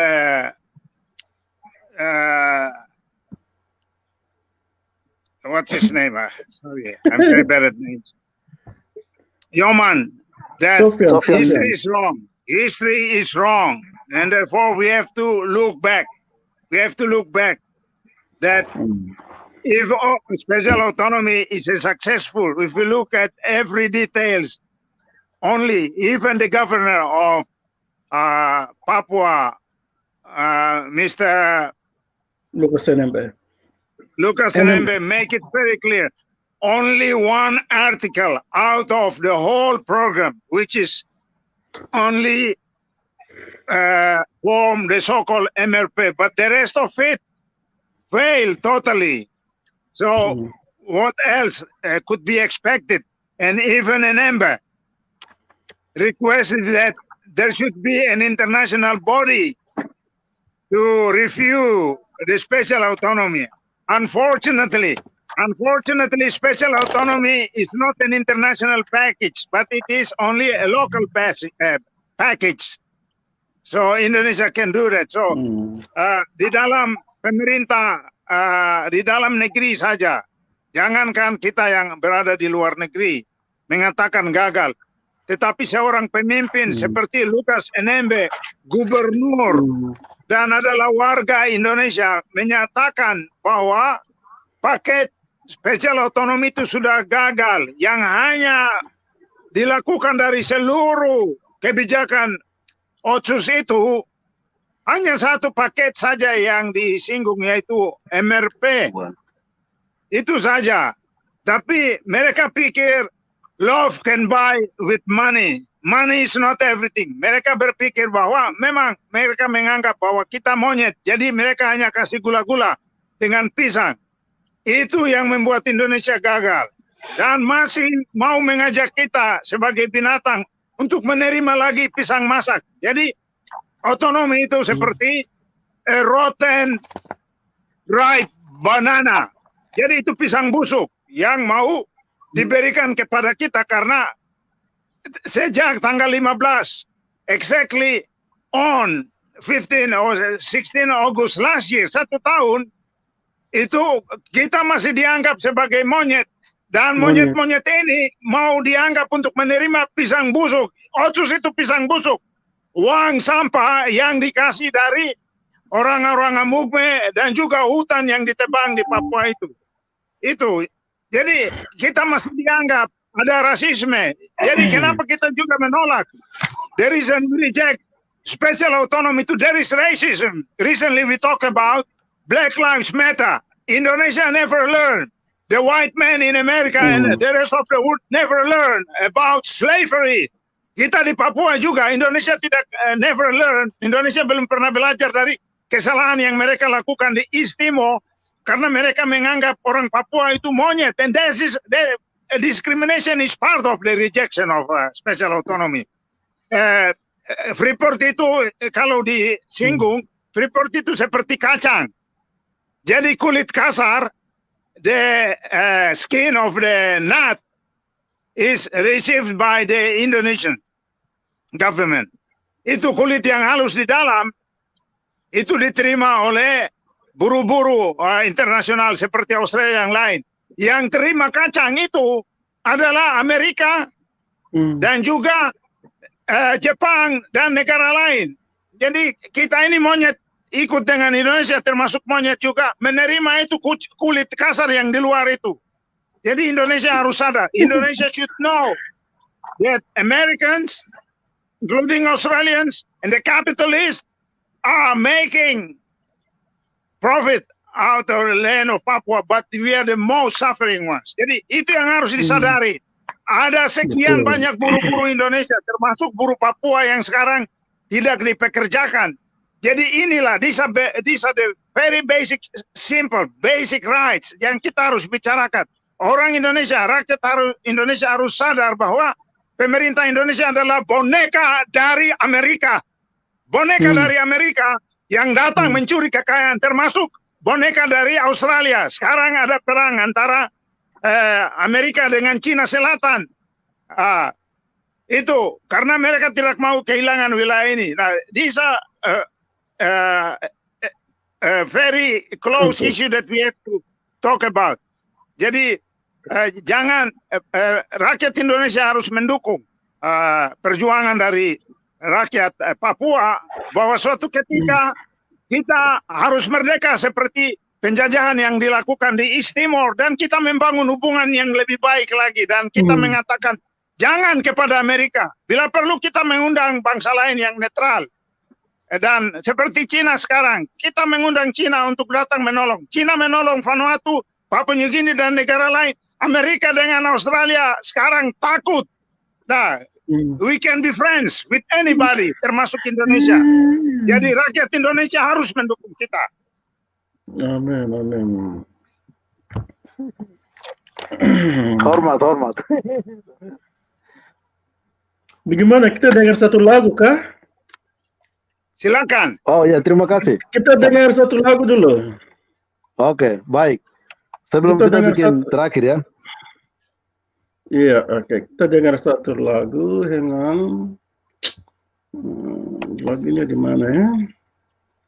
Ya, we listen to one song first, and then we'll come back.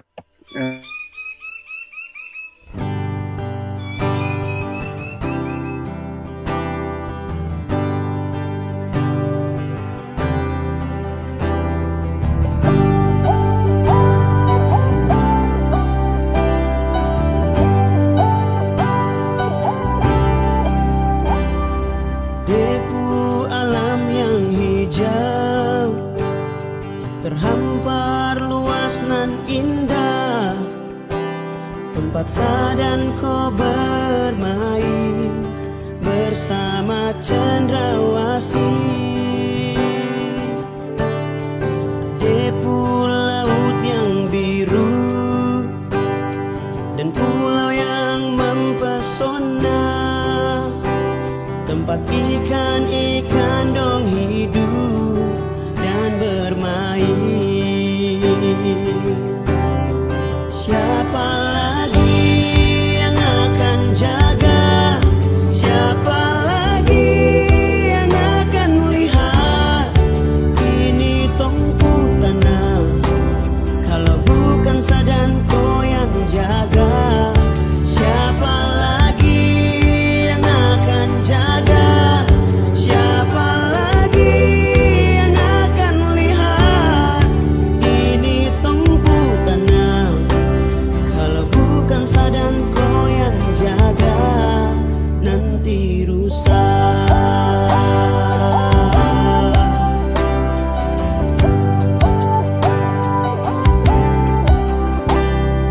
Debu alam yang hijau, hampar luas nan indah, tempat dan flora fauna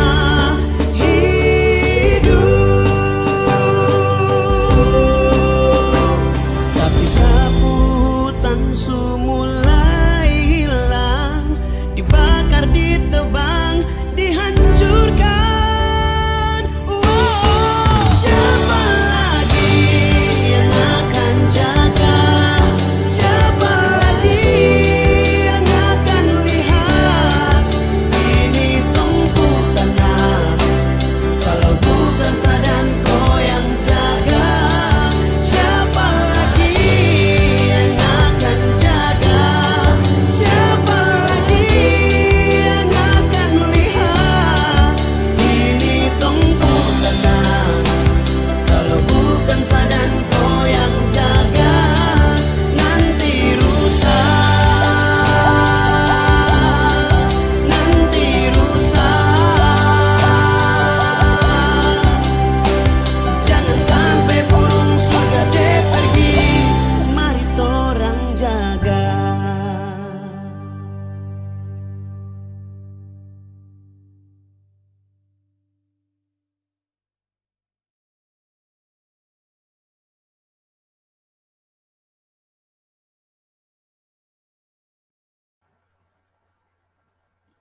Hormat, hormat, hormat.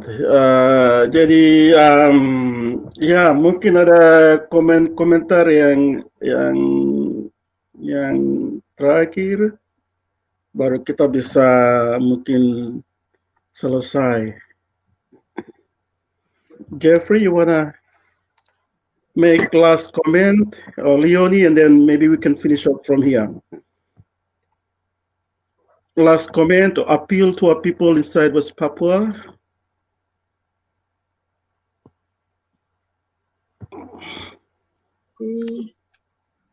Yes, thank you very much. Terima kasih banyak semua penjelasan dari Ketua Bomanak, sangat jelas tentang soal khusus yang menjadi bagian dari konspirasi internasional sebenarnya. So I'm thanking basically the Chairman Bomanak in relation to all the explanation that were given regarding the Special Autonomy package, which is basically part of an international conspiracy which has started since the 60s. West Papua was on its way to becoming a state, a government, with its own parliament, with its own national attributes, and it was stopped right there by this international conspiracy, which started with the New York Agreement. All of it can be seen and explained more in details in a video that was released today by the chairman. We're going to try to have the translation of that video as soon as possible. It's a video that lasts 57 minutes, so it's taking a bit of time to translate. But it is very important that the people of West Papua are made aware of the bigger picture. It's not just about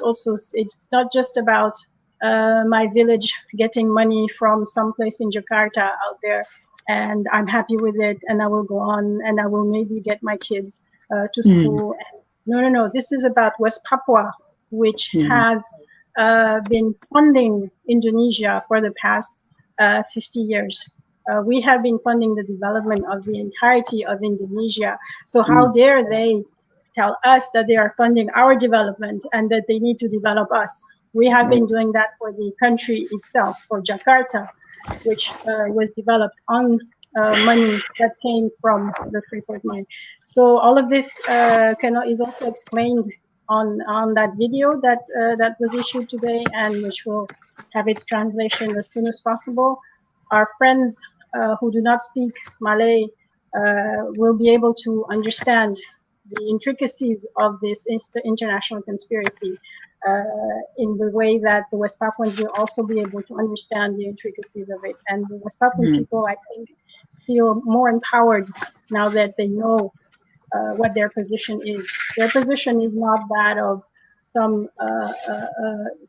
part of Indonesia which is poor and which one day might become, developed. No, this is a rich nation, a rich country, which is going to stand on its own 2 feet, and which is going to carry the rest of Melanesia with it. Papua New Guinea, together with Kanaki, together with Fiji, together with the Solomon Islands, together with Vanuatu. West Papua will be part of that region, or is already part of that region, but it will be part again, and it will make Melanesia prosperous, but only if West Papua is free. So thanks again, and we can hopefully at some stage share that link of the translation of the video that was made, which explains all these elements, and which explain also the reason why special autonomy is not something that is developing West Papua. Special autonomy is basically there to make sure the money is channeled back through to Jakarta to develop Indonesia and Jakarta, and the wallets of the rich people and the elites of Indonesia, of Jakarta, and the elites in the United States of America, and the elites in Australia, the elites in the Netherlands, the elites in Europe. The money is not coming to us, it's coming to them. They are poor beggars, and we are not. So thank you very much. Yeah, thank you. Hopefully we can get that video translated into English as soon as possible, and then we can put it out maybe through another video conference. But maybe we just play the video and let the people listen to it. So hopefully as soon as we get that video translated, it's three videos, but we've joined them together, and then we will get it translated, and then we'll maybe tomorrow, sometimes next week, we'll play it so that the people, especially our international audience and people back home in West Papua, can read it and really understand that we are a nation, a people. We're a nation, and we're not really part of Indonesia and to be kicked around like that. So we do have a rights. We are a nation of our own, and we are really an independent nation, and Indonesia really needs to respect our rights as a people. So hopefully we'll get that video out maybe sometimes this week, and then we'll just probably have another teleconference, but it's basically we'll just play the video, and because everything is just there, so we just want the people back inside West Papua to listen to it. Yeah, thank you. Silakan, Brother Jeffrey. Baik, terima kasih. Mungkin semua sudah kita bicara, tapi saya ingin tambah satu hal untuk pesan untuk para pemimpin-pemimpin Indonesia para pemimpin-pemimpin yang ada di Jakarta dari Indonesia, yaitu dari mereka generasi yang saat ini sedang menikmati kemerdekaan, generasi yang pernah berjuang untuk Indonesia merdeka itu dari Soekarno, kemudian Bung Hatta, kemudian ada Malik, kemudian ada beberapa generasi Indonesia yang pernah berjuang sampai dengan membuat sampai Indonesia merdeka. Dan sekarang ini generasi yang sekarang seperti termasuk Susilo Bambang Yudhoyono, kemudian Megawati, kemudian termasuk sekarang ini Pak Jokowi, untuk mungkin harus ada pesan dari saya, dari kami bangsa Papua, bahwa kalian ini belum pernah berjuang untuk merasakan penderitaan pejuang-pejuang Indonesia saat itu. Dan pejuang Indonesia saat itu seperti Bung Hatta pernah menyatakan dalam sidang BPU PKI bahwa dia pernah menyatakan bahwa Indonesia itu dari Sabang sampai dengan Ambon, tidak termasuk Papua. Ini sebuah pernyataan dalam alam kesadaran pendiri atau pejuang Indonesia yang pernah mereka berjuang untuk Indonesia merdeka secara tanpa internasional konspirasi, Yang pernah terlibat dalam internasional konspirasi itu hanya Soekarno. Jadi Bung Hatta pernah menyatakan bahwa Indonesia itu dari Sabang sampai dengan Ambon, tidak termasuk Papua, karena dia bilang sudah jelas bahwa Papua mereka orang lain. Mereka itu bangsa, mereka itu ras Melanesia, mereka dari Pasifik Selatan, dan biarkan mereka menentukan nasibnya sendiri. Ini pesan yang terbaik untuk Jokowi dan juga semua anggota-anggota DPR, MPR yang ada di Jakarta harus berpikir bahwa pendiri negara dan pejuang Indonesia itu sudah menyadari bahwa Papua itu bukan bagian daripada Indonesia. Jadi ketika Anda menjajah terus Papua Barat, Anda harus tahu bahwa penjajahan itu tidak akan pernah akan ada terus sampai dunia kiamat. Sudah pasti Papua akan merdeka, dan Anda sedang menjajah Papua Barat itu bangsa yang punya adat. Kami orang yang punya adat. Kami tidak akan pernah melupakan satu orang yang mati. Kami akan menghitung sampai dengan kami akan kejar Anda. Kalau Indonesia masih ada setelah Papua merdeka, Indonesia masih ada, baik. Tapi kalau Indonesia ketika Papua merdeka dan karena Indonesia tidak ada uang, kami tahu bahwa Indonesia negara miskin dan kami tahu akan bubar. Jadi pesan pendiri negara Indonesia ini harus dicatat baik oleh Jokowi dan semua kabinet yang ada saat ini. Pesan kedua, bahwa Soekarno pernah menyatakan dengan kesadaran bahwa bubarkan negara boneka. Dalam alam kesadaran, karena Soekarno sendiri pernah ada dalam kontrak Freeport, Soekarno sendiri pernah ada dalam New York Agreement, dalam kesepakatan rahasia. Jadi dengan kesadaran Soekarno sudah menyatakan bahwa negara, bubarkan negara. Itu Soekarno tahu saja bahwa Papua Barat sudah negara. Kemudian kata boneka yang Soekarno bicara itu hanya sekedar emosional, ambisi untuk merebut Papua Barat, dan Soekarno bisa bicara itu. Dan ini pesan dari kami kepada pemerintah Indonesia untuk mengerti kedua hal itu, bahwa penjajahan tidak akan pernah akan ada sampai dunia kiamat. Papua akan pasti merdeka dan Indonesia harus berpikir baik mulai saat ini. Terima kasih. Itu mungkin terakhir. Leonie, you want to translate that? Leonie? Yeah. The one last message that the Chairman Bomanak wants to convey to the Indonesian leaders in Jakarta, who will be celebrating tomorrow. He wants to convey to them, all these leaders in Jakarta who are enjoying this independence that is 70 years old of Indonesia. They are enjoying the fruits of a struggle that they themselves have never known.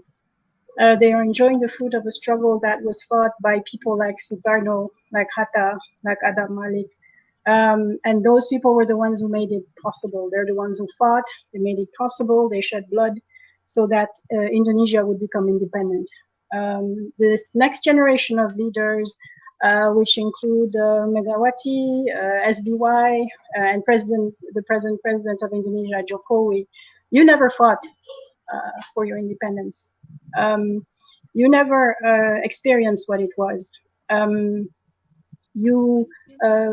you must have read in your history books that some of the founding fathers of Indonesia had already recognized that West Papua was not part of Indonesia. You must have read that one of the founding fathers of the Indonesian Republic, Hatta, already said that Indonesia was from Sabang to Amboina and not to Merauke or West Papua. No, he said the West Papuans, he already recognized the West Papuan as a different people, a different nation.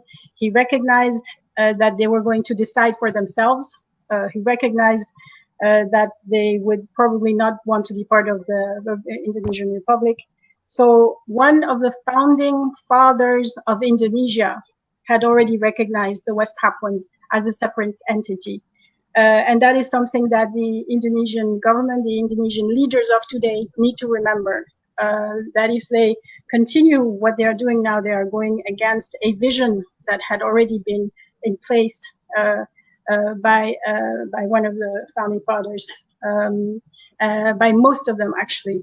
The one who went against or who didn't share perhaps that vision was Sukarno, who was part of that international conspiracy against the people of West Papua.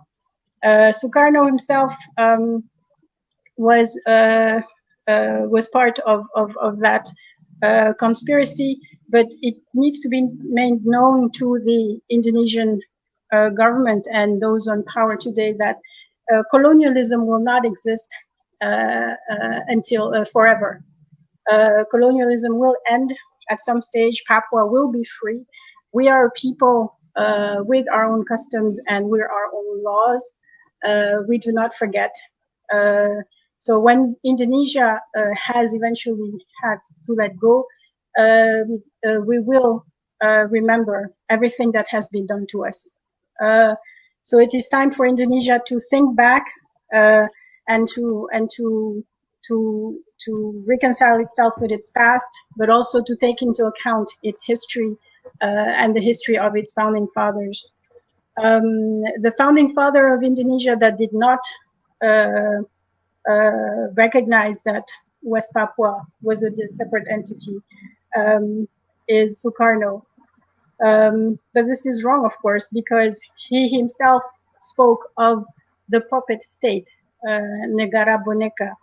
The very fact that he uttered those words meant that he was talking about a puppet state, a state he himself recognized that there was a state there. He knew that the people of West Papua were different, that the people of West Papua had their own entity, that they were going towards their own state. He used the word boneka, which is the word for puppet, in an emotional way. He wanted to take what he called Irian Barat. He wanted to take that because he was in an emotional state where he was impressed by this international conspiracy that was going on and by the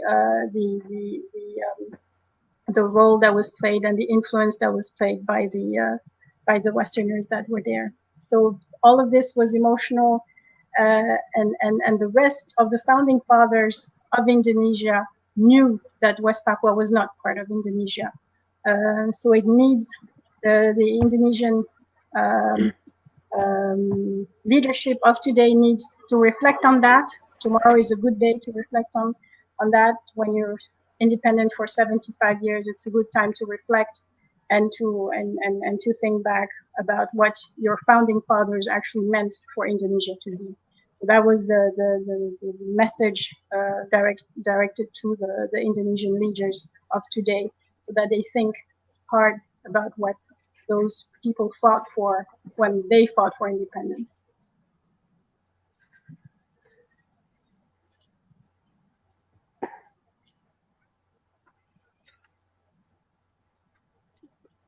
Saya pikir itu saja yang bisa kami sampaikan.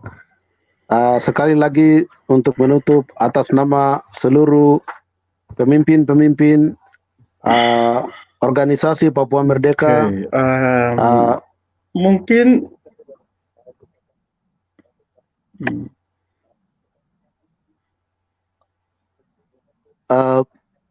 Tuan moderator bisa dengar kah? Ya, jadi terakhir mau saya menyampaikan banyak terima kasih kepada seluruh rakyat Papua Barat yang sedang menonton dan seluruh pendukung-pendukung perjuangan bangsa Papua, dan terlebih khusus sekali kawan-kawan pro demokrasi Jakarta. Terima kasih kepada seluruh kawan-kawan pro demokrasi Jakarta yang biasa dapat pukul dari polisi Indonesia, tetapi Anda masih terus konsisten menyatakan membawa aspirasi rakyat Papua. Itu terima kasih banyak, dan atas nama organisasi Papua Merdeka dan Tentara Pembebasan Nasional Papua Barat, kami menyampaikan banyak terima kasih juga kepada kawan-kawan Timur Leste. Terima kasih kepada CNRC, di mana pernah rakyat Timur Leste Anda merasakan tekanan dan kolonialis Indonesia. Kami masih terus merasakan apa yang pernah Anda rasakan, dan kami yakin bahwa tidak lama lagi Papua Barat akan kas tinggal Indonesia sama seperti Timur Leste, dan itu pasti akan terjadi. Atas nama seluruh rakyat Papua Barat, kami juga baru dapat text message bahwa pasukan TPN dari hutan, mereka juga ada menyaksikan sekarang siaran langsung ini, dan kami menyampaikan kepada seluruh pasukan TPN yang ada di garda depan perjuangan bangsa Papua, tetap kuat karena kita pasti menang. Kami yakin bahwa perjuangan kami adalah perjuangan atas dasar kebenaran. Apapun resiko dan apapun tantangannya, tetap kita akan menyelesaikan cita-cita luhur bangsa Papua. Jadi tetap konsisten, jangan pernah mundur selangkah pun. Apapun yang terjadi tantangan ini itu jangan pandang bulu. Ada orang Papua yang mengkhianati perjuangan dalam menerima otonomi khusus dan segala macam, tetap kita akan sapu rata. Dan itu pesan akhir. Seluruh organisasi 37 organisasi sipil rakyat Papua Barat yang ada di dalam, tetap konsisten, tetap eksis bahwa OPM ada di belakang sampai kita harus menolak otonomi khusus. Tuhan memberkati.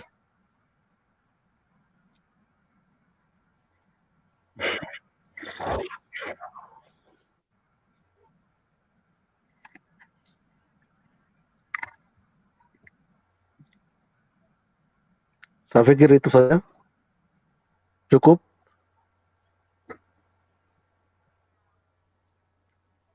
Leon, you want to translate the last part, and then we'll conclude it. Sure. Yes. Yeah. I think Leon, you want to translate the last part, and then we'll conclude. Yes. The message, the last message was the message of thanks on behalf of the OPM.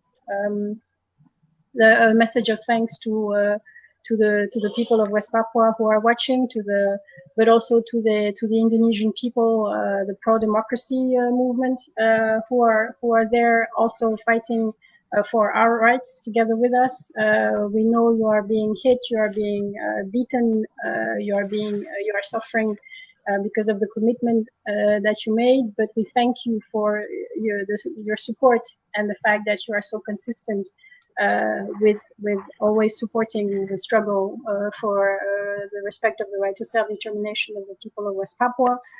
On behalf of the OPM and the West Papuan National Liberation Army, the TPNPB, we also thank our friends from Timor-Leste, at the time the CNRT, who was also our friends, the people of Timor-Leste, who also experienced the same torture, the same pain, the same pressure and oppression by the Indonesian colonizers. they were able to break free, and soon the same will happen to us. We will break free, and we will feel that same freedom. Chairman Bomanak also was receiving some messages from the National Liberation Army commanders who are at the front line, who were conveying that they were also watching this particular, they were following this particular conference. So their greetings, they were bringing their greetings, and he was greeting back and saying that no matter what happens, we will, no matter what risks need to be taken, we will fight. We will never surrender in order to realize the aspiration of the people of West Papua. We will never give up, no matter what happens. He also conveyed his solidarity, full solidarity, to the more than, I think, 43 organizations in West Papua that are supporting a petition in order to reject the special autonomy. The OPM and the TPNPB are with the civil society of West Papua in the rejection of this law, which is part of the international conspiracy. So those were some closing words of thanks to all those who are supporting us.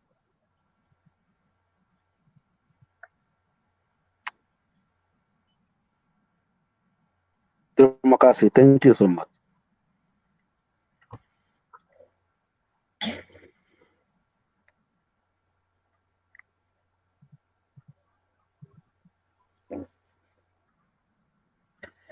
Terima kasih, Leonie, and I think maybe we'll conclude. We'll finish it off here, and thank you once again, all our audience, all our friends and our supporters for tuning in tonight to listen to this teleconference.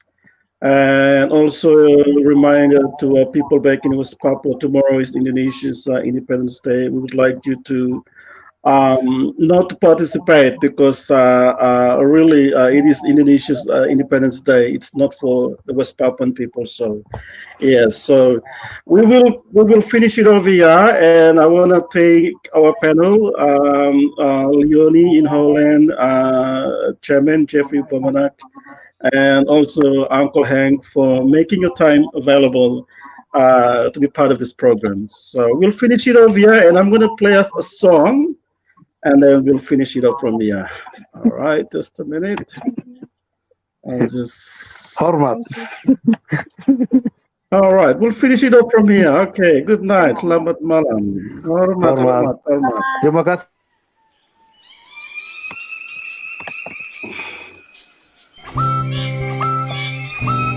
Okay. Thank you, everyone. We'll finish it off from here.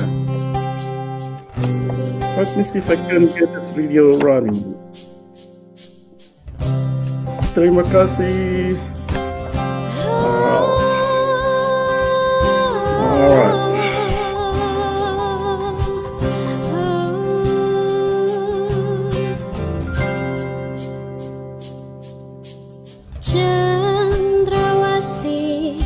Burung yang kupuja terdapat di seluruh tanah Papua. Indah parasnya, cantik warnanya, melambangkan bumi Papua. Cendrawasih, burung yang ku bangga, terpencar di seluruh tanah Papua. Namun kini hampir punah, entahlah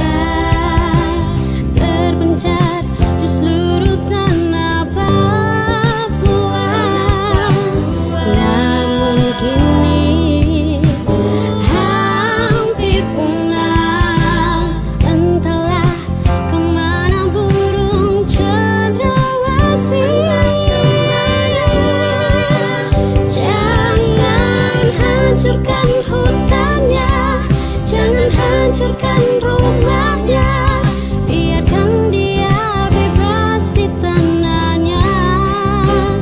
Hanya ku rasa harapannya, mari tolong jaga rumahnya, lestarikan alam tanah Papua. Jangan hancurkan hutannya, jangan hancurkan rumahnya, biarkan dia bebas di tanahnya. Hanya ku rasa harapannya, mari tolong jaga rumahnya, lestarikan alam tanah Papua, lestarikan alam tanah Papua.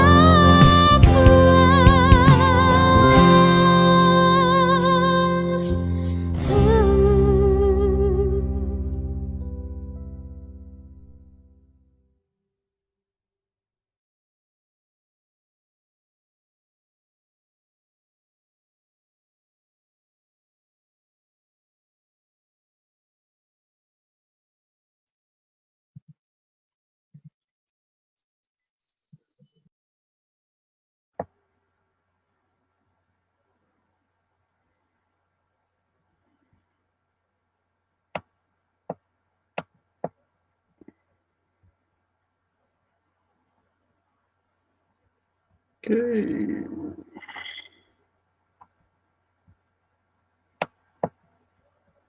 Selamat malam, West Papua.